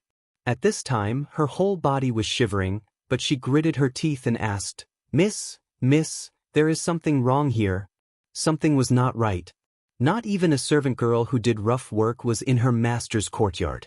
Where did everyone go at this time? The master and servant looked at each other and continued to walk to the backyard with full vigilance. After entering the most remote room in the backyard, Fairy Yellow Crane's footsteps paused slightly as her gaze focused on the bookshelf at the side. There seemed to be a passageway that the people who entered were careless and did not completely close. Therefore, The gap was especially eye-catching at this moment. Fairy Yellow Crane's eyes were sharp, and she instantly saw it. Mississippi, the maid, held her arm nervously. Huang He took a deep breath and steeled her heart. Let's go. Huang He quickly walked into the passageway with Chang Feng. Chapter 2095. This passageway was not long, and there were only a few dozen flights of stairs down. Soon they reached the end. 2 fiendish stone lions appeared in front of them, one on the left and one on the right, squatting there like door gods. Fairy Yellow Crane could not help but feel puzzled. I wonder if the master knows about this secret passageway in master's backyard. Young miss, listen, Chang Feng suddenly said. Fairy Yellow Crane naturally already heard it. It was senior sister Ling Fei's painful cry that came from the depths of the dark passageway. Young Mississippi Chang Feng suddenly grabbed Fairy Yellow Crane's hand, her whole body trembling. She did not know why, but she seemed to have a bad premonition in her heart. She kept feeling that this place was very dangerous, and it was best to leave as soon as possible. Stay here, Chang Feng. Fairy Yellow Crane decisively threw down these words and hurriedly walked inside. At the end of this passageway were several small rooms with iron doors. When Fairy Yellow Crane walked over, one of the iron doors suddenly made a bang sound, and then a withered hand like dry wood was placed on the small window of the iron door. Yellow Crane inexplicably jumped in fright and abruptly turned her head. With just a glance, she was so frightened that her whole body shrank back. Senior sister? She took a step forward and leaned against the small window of the iron door, staring straight at the person with disheveled hair inside, whose face was almost indistinguishable. Beautiful fairy? The maid who followed her young miss also stared with round eyes, looking at the person inside the iron door in disbelief. Yellow Crane only felt her heart beating violently. Suddenly, she saw a beautiful fairy inside the iron door rush forward, her 2 pitch-black lips open to an unimaginable width, revealing a mouthful of terrifying fangs. Yellow Crane's hand shrank back, causing the fangs to fall through the air. Chang Feng hurriedly grabbed her young miss and pulled her back several steps. Young miss, what is this place? Why is beautiful fairy here? Yellow Crane was also very puzzled. Several months ago, beautiful senior sister was seriously injured in Julu City. When she was sent back to Shuntian Prefecture's main residence, her teeth were broken and her nose was crooked. At that time, Master glanced at beautiful senior sister and told them that he had contacted a divine doctor who would send beautiful senior sister out for treatment for a period of time. This was the so-called treatment? Master. Huang He clenched his fists tightly. He suddenly turned around and ran a few steps. Suddenly he stood still in a daze. Senior sister Ling Fei was tied to 2 iron pillars. At this time, her face was already beyond recognition. Her bulging eyes were scarlet, and she was letting out a roar that was neither human nor beast. Madame Feng was standing at the side, looking coldly at her little disciple, Huang He, who had barged in. Master. Fairy Yellow Crane looked at the woman in front of her in a daze. Flowers are the same every year, but people are different every year. Huang He didn't know when her master had become someone she couldn't understand at all. Huang He, since you're here, come and take a look. Madame Feng nodded at her. Master, what are you doing? What are you doing? I'm saving your senior sister. You turned senior sister Ling Fei into such a hideous state, and you said you were saving her? What do you know? Originally, your senior sister would not have been able to survive after being affected by the explosion. Now, I'm just changing her a little and changing her way of living. You're doing this. Have you asked senior sister's opinion? Fairy Yellow Crane's whole body trembled. She clenched her fists tightly and asked angrily. Chapter 2096. Senior Sister Beauty, it was also you who made them like that. Master, what are you trying to do? Why did you make them look like half-human, half-ghost? Huang He, do you know why Beauty and Ling Fei ended up like this? Madame Feng stepped in front of her and looked straight at Fairy Yellow Crane, suddenly saying sternly, that's because they weren't strong enough. This is the way of the world. Weaklings, don't think there's a place to reason. Only by continuously becoming strong, trampling everyone under your feet, and standing at the peak. Only then can you look down on the earth and see everything as ants. Madame Feng stretched out her hands and raised them above her head, her sharp gaze locked onto Fairy Yellow Crane. Yellow Crane, you are only in your 20s, your life has just begun. You don't understand all of this, Master doesn't blame you. But how much have you seen of the darkness of this world? Not even 1 in 10,000. You stay by Master's side, usually you like to fiddle with those useless flowers and plants, and study your medical knowledge, Master doesn't care about you. But today, you must stand on Master's side. Support everything that I do. Madame Feng's face was distorted as she approached Fairy Yellow Crane step by step. Only Master has succeeded. Only then can you continue to live your comfortable life. Continue to fiddle with your flowers and plants, and don't need to look at anyone's face. Be your Shuntian Prefecture's Fairy Yellow Crane, right? Looking at her master who was almost crazy, Fairy Yellow Crane trembled all over and lowered her head. Yellow Crane, do you know? Many years ago, Master was also just an ordinary person. Master failed in opening her meridians, and thought that this would be it in this lifetime. But now, do you see? Master possesses great power, and all of this was obtained through Master's continuous hard work and struggle. Is Master wrong? Is there anything wrong? Is it wrong for a person to want to become strong? Fairy Yellow Crane suddenly raised her head. Master?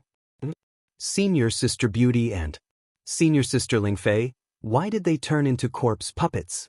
They were clearly still alive, clearly not infected. It's you. It's you who turned them into corpse puppets as test subjects.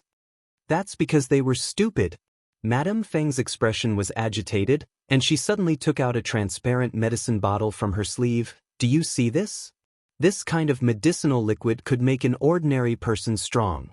Huangyi, do you want to improve your cultivation further? Believe me, I won't harm you. Your 2 senior sisters are stupid and can't be put to good use. If that wasn't the case, how could they have evolved into corpse puppets? Instead of becoming a superhuman? Huang He, I believe that you will never become like Ling Fei and Beauty. Don't come over. Fairy Yellow Crane's body trembled as she retreated step by step. Chang Feng even trembled as she held her young Miss's hand tightly, supporting her young Miss as they retreated step by step. Had the manor mistress gone mad? Why did she become so scary? Chang Feng's eyelashes trembled as she dragged her young Miss back step by step. Huang He. This bottle was a heaven-defying and fate-changing medicinal liquid. How many people could only dream of obtaining it? Why are you staring at your master with such a fearful expression? Believe me, as long as you swallow this medicinal liquid, you will immediately obtain a unique ability. Even if your cultivation is lacking, you will at least have an ability to defend yourself in the future. Young Miss, young Miss. Chang Feng suddenly pushed Fairy Yellow Crane back. Go.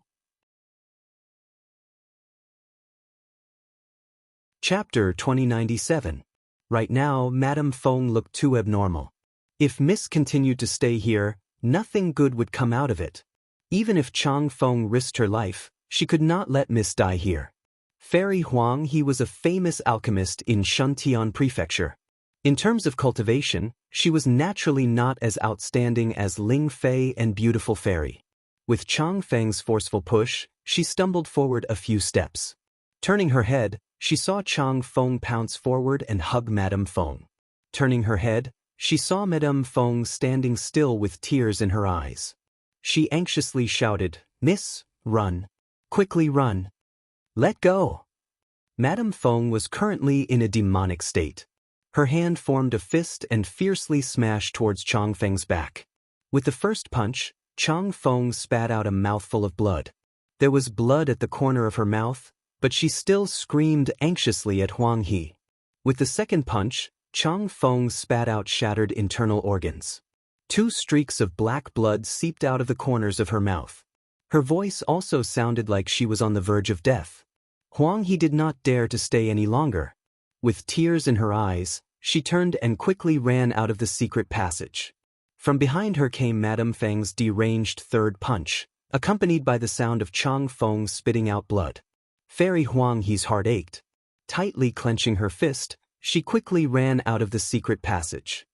Scram! Madame Feng saw that she had actually run away. A trace of hostility flitted across her face, and she fiercely kicked Chang Feng's body.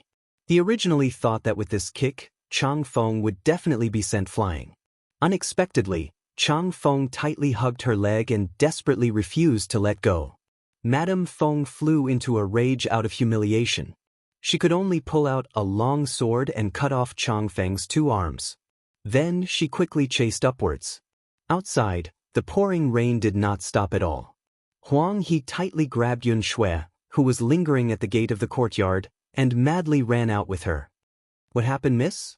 Where's Chang Feng? Where did Chang Feng go? Go!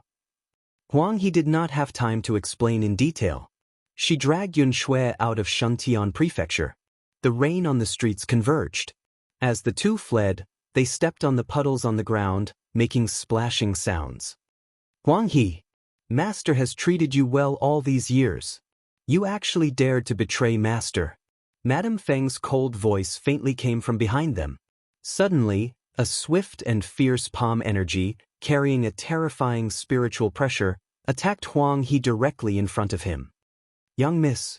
Yun Shui screamed and suddenly pounced in front of Fairy Huang He. Yun Shui. Yun Shui's battered body was swept away by her master like a withered quail and fell heavily to the ground. Fairy Yellow Crane hurriedly scrambled over. With trembling hands, she fished out Yun Shui, who was bleeding from the corner of her mouth, from the mud on the ground. Yun Shui, you asked for it? Madame Feng's eyes flashed. Let's go, miss, let's go, miss. Yun Shui used all her strength to pull on Fairy Huang He's sleeve. Huang He shook his head and sobbed while holding Yun Shui's head. Miss, let's go, let's go. All these years, I'm indebted to young mistress for not forsaking me and treating me like a sister. Yun Shui. If there's an afterlife, I'll definitely chase after young mistress. Yun Shui. Fairy Yellow Crane crawled out of the muddy water and leaped up. Carrying Yun Shui, she flew to the roof and fled forward in a panic. Reckless fool. Madame Feng's eyes turned cold. She raised her hand and was about to lead a large group of Palace of Cold Blood disciples to chase after them when she suddenly heard a sharp whistle. Madame Feng frowned slightly and stopped. She looked back at the pitch-black night sky. Chapter 2098. The whistle sounded several times, a total of 8 times. Madame Feng knew that they could not stay any longer. She hurriedly led the disciples of the Palace of Cold Blood away. Boom! Outside the window, a flash of lightning woke Arbor up. He slowly opened his eyes in the dark night. He turned his head to look. Outside the window, heavy rain poured down, accompanied by the sound of thunder and lightning. The bright light illuminated the night until it was white. The little guy turned his face and lay on top of the quietly sleeping Prince Emo. He pursed his lips and stared at him for a long time. How could there be such a handsome man in the world? How did she have the fortune to meet such a person in this life? If she had missed him when she was 7, Arbor's heart shrank. He did not dare to imagine such a life. He felt that if he lost this person, he would lose his destination and hope. Miss Chiao reached out a small hand and gently traced his exquisite brows. She touched his cheeks and his hair, and her small hand finally stopped on his thin lips that were tightly pursed into a straight line. Sigh. A faint sigh came from his mouth. His phoenix eyes, which were originally closed, slowly opened under the dim light of the night. Miss Chiao shrunk her hand guiltily and fell on his chest. She then reached out 2 small hands and pulled up the blanket to cover her head, pretending that she had already fallen asleep. Wife, you've been touching me for almost an hour. You've even woken me up. Do you want to go to Mount Wu with your husband? Miss Chiao, who was guilty, felt that from her ears to her small face, there was not a single spot that was not burning. It was her fault. It was her fault for not sleeping in the middle of the night and touching him blindly. Arbor's eyes were round and bright. He suddenly poked his head out of the blanket and muttered in a small voice, If you can't endure it, then you don't have to endure it anymore. Emo Lien was startled. His lips involuntarily pulled into a faint smile.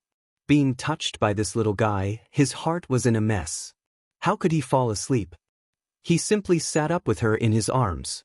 With a wave of his hand, a faint flame lit the two dim yellow candles in the room. Why are you lighting the lamp? Miss Chiao really wanted to give herself a slap. Why was she stuttering? The man lowered his head and glanced at her. His gaze was mischievous as he laughed in a deep voice. Of course, it's to take a good look at my wife. No, don't look. Arbor felt that his face was probably boiling.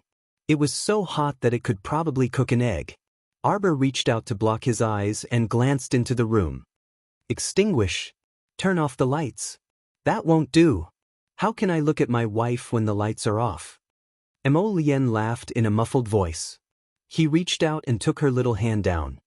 He pressed it against his thin lips and kissed it gently.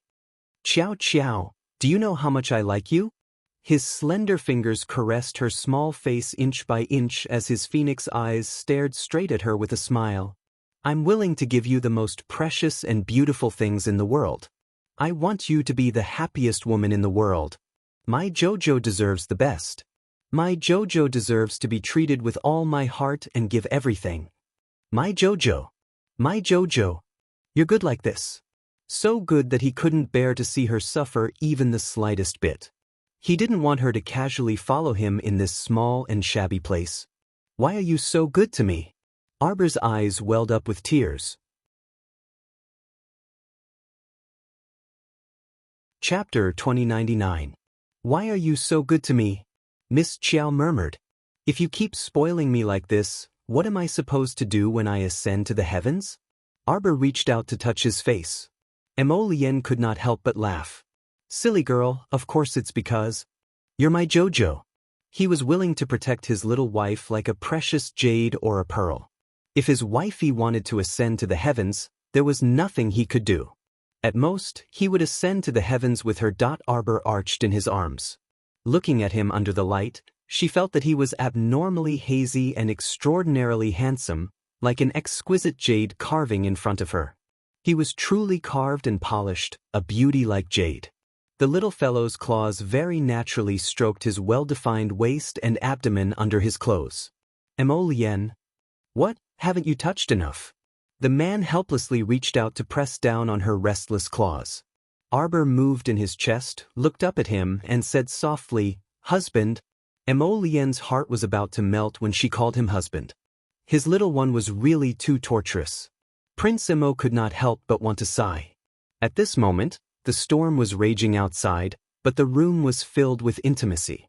The sound of Fairy Yellow Crane banging on the inn's door resounded through the entire street in the silent night.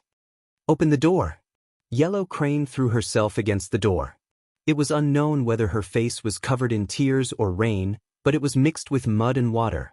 There was no way to see her exquisite makeup of the past. Who is it disturbing my sleep in the middle of the night? It's long past check-in time. Okay. The waiter ran out while cursing. The moment he opened the door, he saw a woman covered in filth, with water dripping from her head to her hair. She was carrying a corpse whose face could not be seen clearly as she barged in. The waiter was dumbfounded as he scolded, Damn, what are you doing? Benefactor, little benefactor. Little benefactor.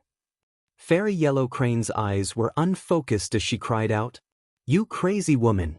The person you're looking for isn't here. Get out. The waiter's face darkened as he looked at the wet floor of the lobby.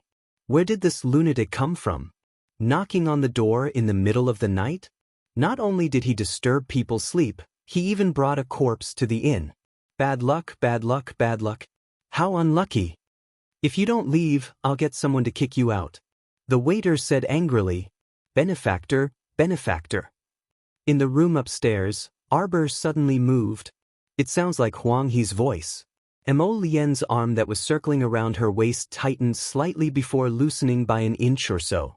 It was such a good time, yet there were always people coming to disturb them. Prince Mo felt helpless.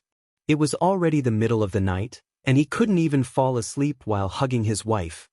Let's go down and take a look. Wang He's voice sounded a little off. In her impression, this fairy yellow crane had always been rather amusing. But today, this hoarse roar had a thick nasal tone. Could it be that something had happened? Mo Lien got up first and picked up a lotus leaf-colored outer robe for the little fellow to wear. After tying a light yellow belt, he hugged this soft little fellow and kissed her. Then he said, "Let's go." He reached out and took the black robe hanging on the clothes rack and casually put it on himself. The two walked out of the room hand in hand. Yellow Crane's ruckus in the middle of the night was so loud that all the residents on the second floor of the inn got up and opened their doors to take a look.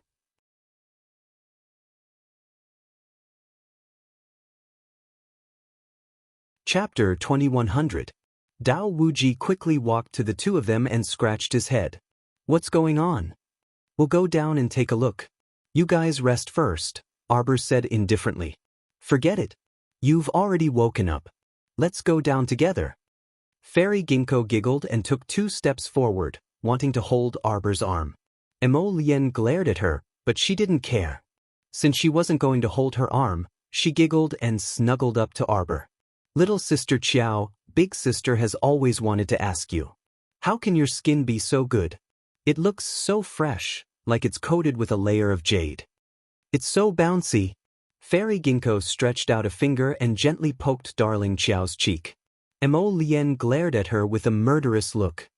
"Put down your paw." Ji Chen was speechless. Dao Wuji couldn't help but twitch his mouth. Off to the side, little Tai Sui rolled its eyes at the heavens. "Big sister? You're so much older than her. Where did the word big sister come from?" Right. Dao Wuji hurriedly nodded. "Ginkgo, you don't even know this. Sis-in-law's skin is so good, it must be because she's young. Like you, you're already 100-year-old. No matter what, your skin can't be as smooth as a teenage girl's, like a peeled egg." Scram. Fairy Ginkgo aimed a punch at Dao Wuji's face. Although little Tai Sui snorted disdainfully at her, at least it had a brain and didn't mock her age. Did this Dao Wuji not want to live anymore? He actually dared to mock Big Sister as 100-year-old. Old. This was simply intolerable. Arbor expressionlessly glanced at them and suddenly took out a box of ointment from her inner world. Exclusive beauty ointment. It removes wrinkles and preservatives and maintains smooth and bouncy skin. Apply half a spoonful every morning and night. See results in half a month. After saying that, she threw the beauty cream to the Ginkgo fairy and walked forward with a d-d-d sound. Everyone. Fairy Peony couldn't help but laugh. "Ginkgo, you have good eyesight." She was simply too adorable. Not to mention the cold air around her, her actions from time to time always made people feel warm and cute. They really didn't know how to feel about it. Tap. Arbor took the lead and walked down the stairs. His gaze fell on the crazy fairy yellow crane in the hall. "What's going on?" Fairy Yellow Crane's battered and exhausted appearance startled her. She immediately quickened her pace and walked down the wooden stairs. The waiter had already called for a few helpers and was pushing Fairy Yellow Crane to chase her out of the inn. Upon seeing this, Xiao Mu hastily berated, "What are you doing?" Stuff. The waiter and the others turned around. Seeing that it was the customers who stopped them, he hurriedly bowed to Arbor and said, "Ladies and gentlemen, are we disturbing your rest? Let's kick this crazy woman out right now." "No need." Arbor casually tossed a small bag of spirit coins to the waiter. "You don't need to care about this matter. Come back at dawn to clean up this place." The waiter lightly weighed it and knew that there were at least 20 spirit coins in this bag. Not to mention 1 corpse, even 10 corpses wouldn't be a problem. Seeing that this stoic-faced little girl was so generous, the waiter hurriedly beamed and nodded. "Then we'll leave first. Go. Chapter 2101. Yellow Crane. Little Benefactor. Fairy Yellow Crane stumbled over with Yun Shui in her arms and threw herself in front of Arbor. Her lips trembled as she stammered, "Little Benefactor, save Yun Shui, save Yun Shui. I heard from Starlight Academy's Master Zhou that your medical skills are very impressive. You can definitely save her, Little Benefactor. Little Benefactor, save her, save Yun Shui." Yellow Crane, Don't be agitated, let me take a look first. Arbor saw her agitated expression, as if she had gone mad, and hurriedly reached out to comfort her. Fairy Yellow Crane clenched her fists tightly, kneeling beside Arbor. The water stains on her hair, the rain and mud on her body made her look very miserable. Arbor did not know what happened to her, and had her put Yun Shui on the ground. He reached out to touch Yun Shui's carotid artery, and slowly turned to look at Fairy Yellow Crane, who had a dazed expression and was staring blankly. I'm sorry, she's already dead. Fairy Yellow Crane's tears streamed down her cheeks. She was completely dumbfounded. Yellow Crane, Yellow Crane. Arbor softly called her twice. Fairy Yellow Crane suddenly reached out to hug Yun Shui's cold body, and wailed, I'm useless. I'm just a black-grade alchemist, what am I? I gave her so many pills, and none of them were useful. I couldn't even save Yun Shui. I let Chong Feng and Yun Shui die in vain. I let them down, I let them down. Yellow Crane. Little benefactor. Have you tasted the feeling of losing everything? Yellow Crane's voice was hoarse, almost to the point of whispering, I already have nothing now. Sect? Her sect could no longer tolerate her. Master actually wanted to turn her into a monster in a deranged manner. She escaped, but implicated the two maids closest to her. She really had nothing left. Arbor only felt his heart ache, and reached out to hold Fairy Yellow Crane's dirty shoulder. I can tell you with certainty. 3 years ago, I was like you, feeling as if I had lost everything. But in fact, as long as we don't give up on ourselves, no matter how difficult it is, no matter how bumpy the road is, we can start over. Fairy Yellow Crane lay on her shoulder, crying like a lost child. Tears and snot flowed down her face, and her heart was broken. Can I really start over? Sure. Is that really okay? Yes. Arbor's firm and gentle voice repeatedly sounded in Fairy Yellow Crane's ears. Little benefactor, do you know? Master wasn't like that before. She's really good. Fairy Yellow Crane murmured. Really, really good. I don't know when she started to become so scary and cold-blooded. Can he still be my master? I'm so tired, so tired.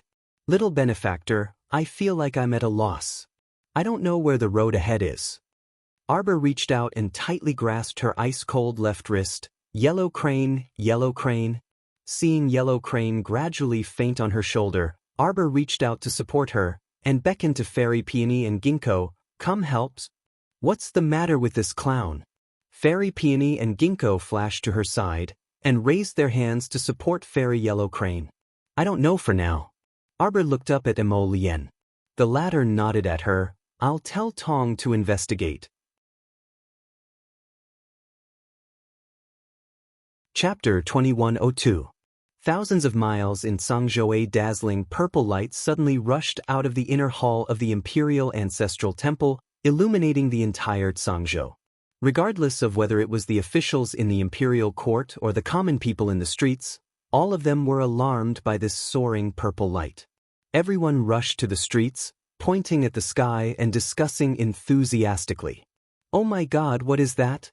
It seems to be coming from the Imperial Ancestral Temple. I heard that Prince Chen was left in the Imperial Ancestral Temple half a month ago. It is said that he is inheriting the inheritance of the Devil Emperor. No way, the legendary inheritance of the Devil Emperor, is there really such a thing? Then now, His Highness, did he succeed? At this time, the two princes, who were sitting in the Crown Prince's East Palace and chatting with the Crown Prince, also noticed the change in the sky and immediately jumped up from their chairs. Brother, look outside. Rong Li walked out of the door with his two younger brothers with a cold face. The sky was completely dyed by the purple light, and the color was indescribably bright. Suddenly, a dragon's roar sounded, and a real dragon gradually emerged from the solid purple gas. It swung its tail and jumped, and its tail swept away a few drifting clouds. Rong Li felt his heart skip a beat, and an ominous premonition came to his mind. Damn it, did fourth brother succeed in inheriting the inheritance? How did he succeed in inheriting the blood of the Devil Emperor? What I am afraid of really happens. The second prince said angrily with a cold face, this boy's luck is too good. Why does he always bump into all the good things? Rong Li subconsciously clenched his fists, and his knitted eyebrows gradually relaxed. He suddenly said with a smile, "It seems that fourth brother has come out of seclusion. You and I naturally have to go and congratulate him. Eldest brother, you can still laugh." The second prince had a look of disappointment on his face. Imperial father already thinks highly of that kid. Now that he has inherited the 1,000-year-old legacy, how are you and I going to deal with it? Well, we should be happy that fourth brother can inherit the blood of the Devil Emperor. The second prince couldn't help laughing. You are very generous. Don't you feel indignant that you lost to such a young brat? Rong Li smiled noncommittally. When he turned to leave, his eyes suddenly turned cold. Hey, third brother, didn't you say you sent someone to investigate that painting? The second prince suddenly thought of this and asked with a smile. But there's still no clue. Hey, second brother, you don't say. I really did find some clues. Rong Li did not speak. He only slowed down his footsteps slightly. It was obvious that he had heard what the third prince had said. I started investigating from his hometown, Sikong planet. Guess what I found? The third prince proudly boasted, I originally wanted to tell you guys about this matter slowly, but now that fourth brother has come out of seclusion early, I naturally have to tell you guys, just in case. Just in case, the third prince didn't continue, but the other two understood. If Imperial Father really fell in love with fourth prince, it would be hard to say what would happen in the future. Do you all know who that woman in the painting is? The impatient second prince hurriedly patted the third prince.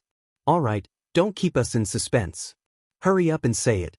That is the future crown princess of the divine land. What? Rong Li couldn't help but be taken aback. Chapter 2103. Was it true? The second prince was dumbfounded by the third prince's words. The third prince saw that the two of them didn't seem to believe him.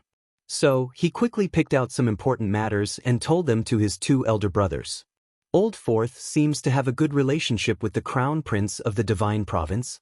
Rong Li muttered, I've also heard of that crown prince of the divine province. It's said that he's been wandering outside all year round. Could it be that he's about to return to the divine province? Younger brother doesn't know about this. Rong Li couldn't help but sneer. When he turned around, his expression turned cold. It seemed that this fourth brother of his really wasn't simple. The second prince paused and said, Hey, how about we bring that painting and go see Royal Father? Rong Li's expression flickered, and he calmly revealed a hint of embarrassment. That's not very good.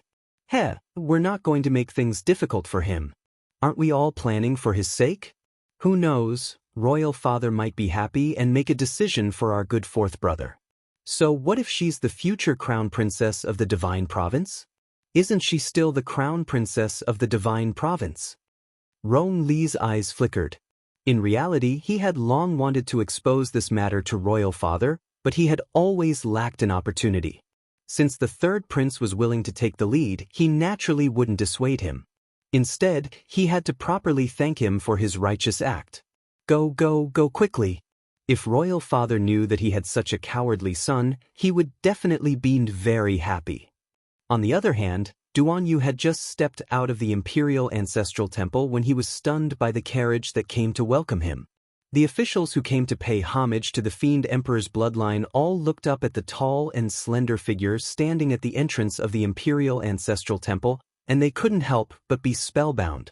They couldn't pinpoint what had changed, but they felt that Prince Chen was very different from half a month ago. His entire aura had changed, right? Or perhaps the hidden cold sharpness in his eyes had changed. At this moment, His Highness looked especially reserved, like a treasured sword with hidden edges that could be used at any time to deliver a fatal blow. This old official, Wu Yong, greets Your Highness Prince Chen. No need to be so courteous, Left Prime Minister, Duan Yu said coldly. Left Prime Minister Wu Yong raised his eyes and then immediately lowered his head. He didn't dare to look directly at those beautiful eyes that were emitting a faint purple light. Those eyes were as cold as ice, and the faint purple glow within them seemed to want to suck his old bones into them. How frightening! The minister of the left could be considered someone who was accustomed to grand occasions, but when he glanced at Duan Yu, he shuddered and was somewhat stunned. However, a tall and slender young man walked out from beside him and said with a smile, "We are here to welcome Prince Chen out of seclusion under the order of the Emperor. Your Highness, please enter the carriage. We will escort your Highness back to the palace." Your Highness, your forehead?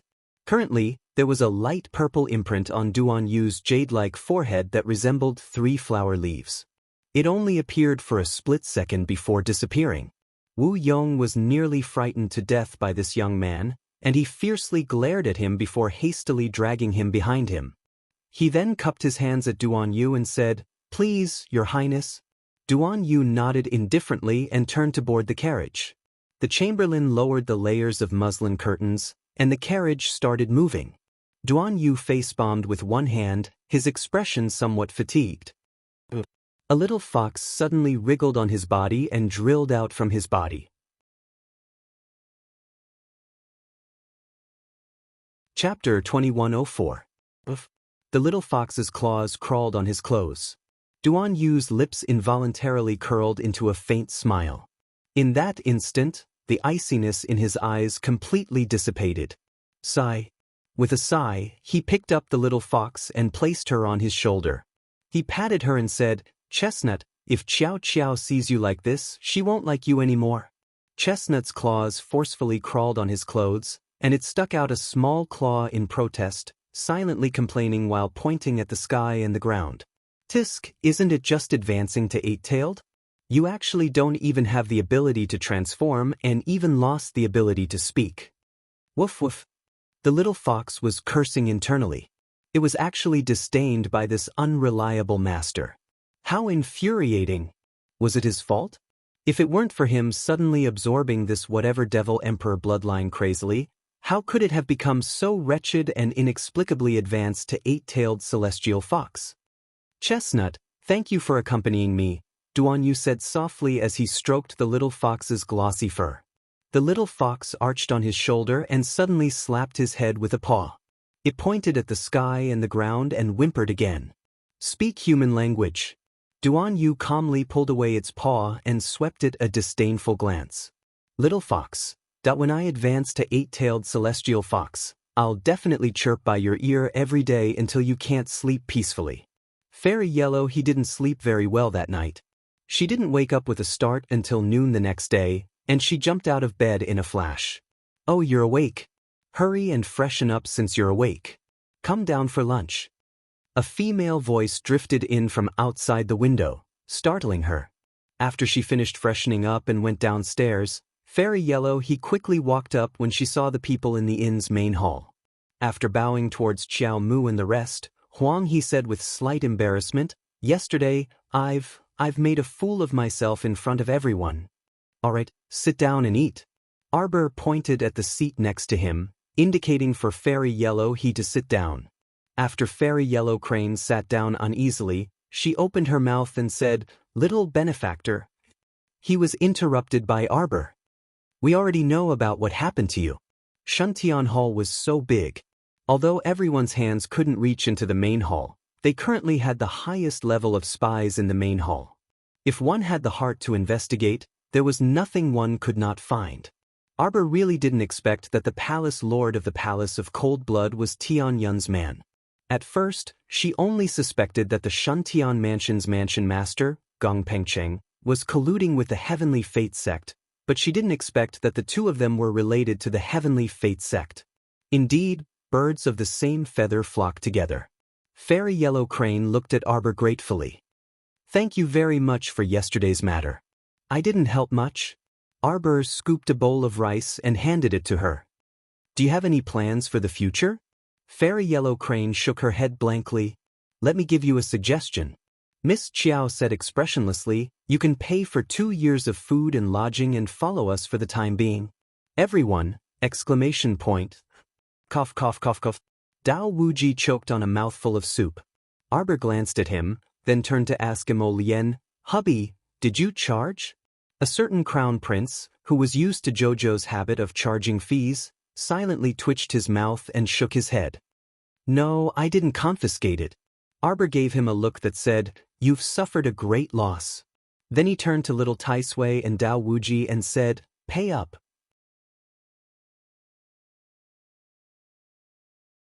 Chapter 2105. Everyone looked at her, not knowing whether to laugh or cry. "Dear, doesn't your conscience hurt when you say this?" Arbor said expressionlessly, "When my Ao Yi and Xiao Yao followed me, they also paid." What she meant was, "You people, how dare you not pay?"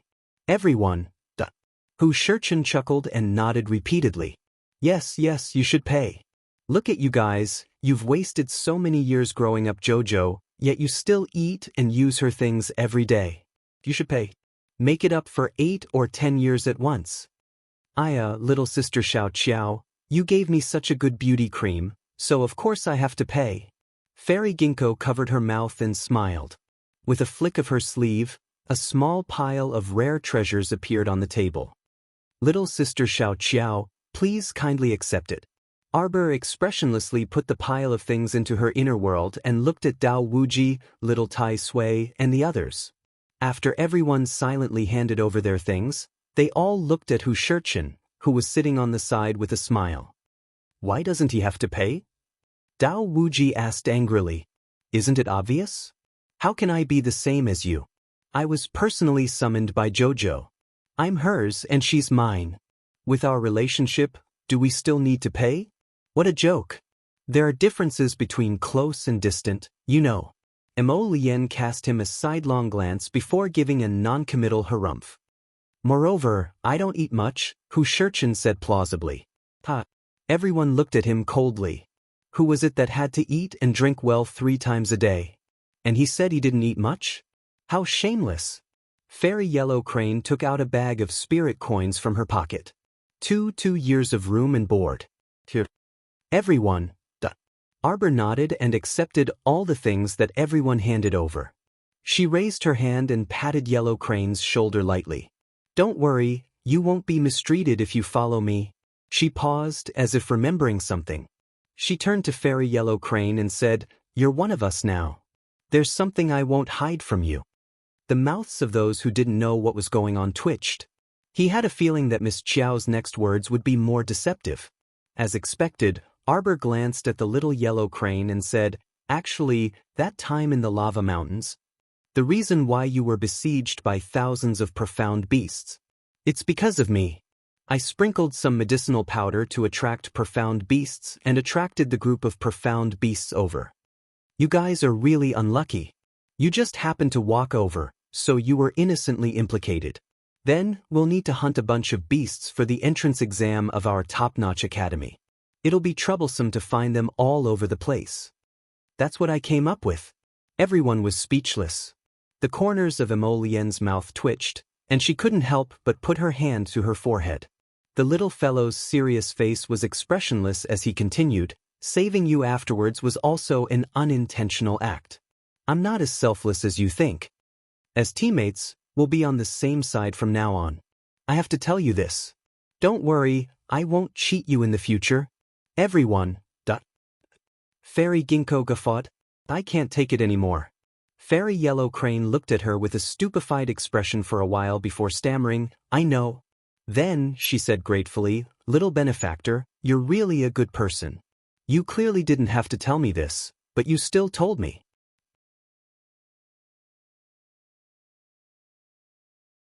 Chapter 2106. Don't worry, we'll forget about our past lives and start anew in the future. I, Huang He, acknowledge you as my friend." Arbor was speechless. He had been given the good guy card for no reason. Xiao Mu felt ashamed to accept it, and she patted Huang He's shoulder as she said, "Just call me by my name in the future. Don't call me benefactor, it's so annoying." "Okay." Huang He nodded. "I've already sent people to clean up that lady's remains. You can cremate her when you want." Huang He nodded and subconsciously clenched his fists. "Okay, come with me for a while after we eat. Move aside. Move aside. Move aside." A commotion suddenly came from outside the inn. Arbor and the others looked toward the source of the sound. The people at the door moved to the sides to make way for a wide passageway. A pair of black boots embroidered with gold thread appeared in front of everyone's eyes. He was like jade and his hair was soft. The man was wearing a dark purple robe and had a tall figure. He had a pair of seductive eyes that were slightly raised. He looked very enchanting and charming. A man could actually give people an inexplicable sense of charm. It was really indescribable. Jojo. That person stepped through the door as if he had discovered an alien planet. His eyes suddenly lit up and his gaze landed on Arbor. Mo Lien put down the bamboo chopsticks in her hand and indifferently swept her gaze over that person's face. She sneered. So it's young Master Ding. Ding Yun pointed at him. Why you here? Mo Lien reached out to hold Jojo's small hand and coldly glanced at him. Of course I'm here to accompany my wife for a meal. Dao Wuji inexplicably felt that the seductive young master in front of him was probably a little heart-wrenching because the other party's expression inexplicably changed, and his expression instantly turned ugly. Move aside, all of you move aside. Scram. Don't block the door. What's all the noise about? Young Master Ding flew into a rage out of humiliation. He turned around and flicked his sleeves. Several ferocious men who had rushed in were immediately swept away by a powerful force. Bang, bang, bang. They all fell to the ground, their noses bruised and their faces swollen. Surround them. Behind them, a large group of guards rushed in with a wave of their hand. The large group of people surrounded the entire hall of the inn so tightly that not even a drop of water could trickle through. They can't even have a peaceful meal. Hu Shurchen was speechless as he looked at the crowd that had barged in. Under the orders of the manor lord's wife, we are here to bring Fairy Yellow Crane back to the manor. The leader of the guards shouted and raised his hand. Take her down. At this time, young Master Ding had already walked to Arbor's side and asked with a smile, Jojo, do you need help? Why are you here? This was the question that Xiao Mu wanted to ask. She had nearly forgotten to ask after being interrupted by that group of royal guards. I'm here to collect debts. Young Master Ding said with a smile, it's very difficult to do business these days. It won't do if you don't keep a close eye on them. Oh. The little stoic responded and stood up to say to everyone, let's leave after we finish eating. The frightened commoners in the lobby and the shopkeepers who only peeked their heads out of the cabinets looked dumbfoundedly at this young lady who suddenly stood up. Could it be that this young lady didn't see the group of people who had barged in? She called her companions to leave so easily? Just how big of a heart was this? At this time, the leader of the guard's complexion also turned ashen, and his gaze landed on Huang He.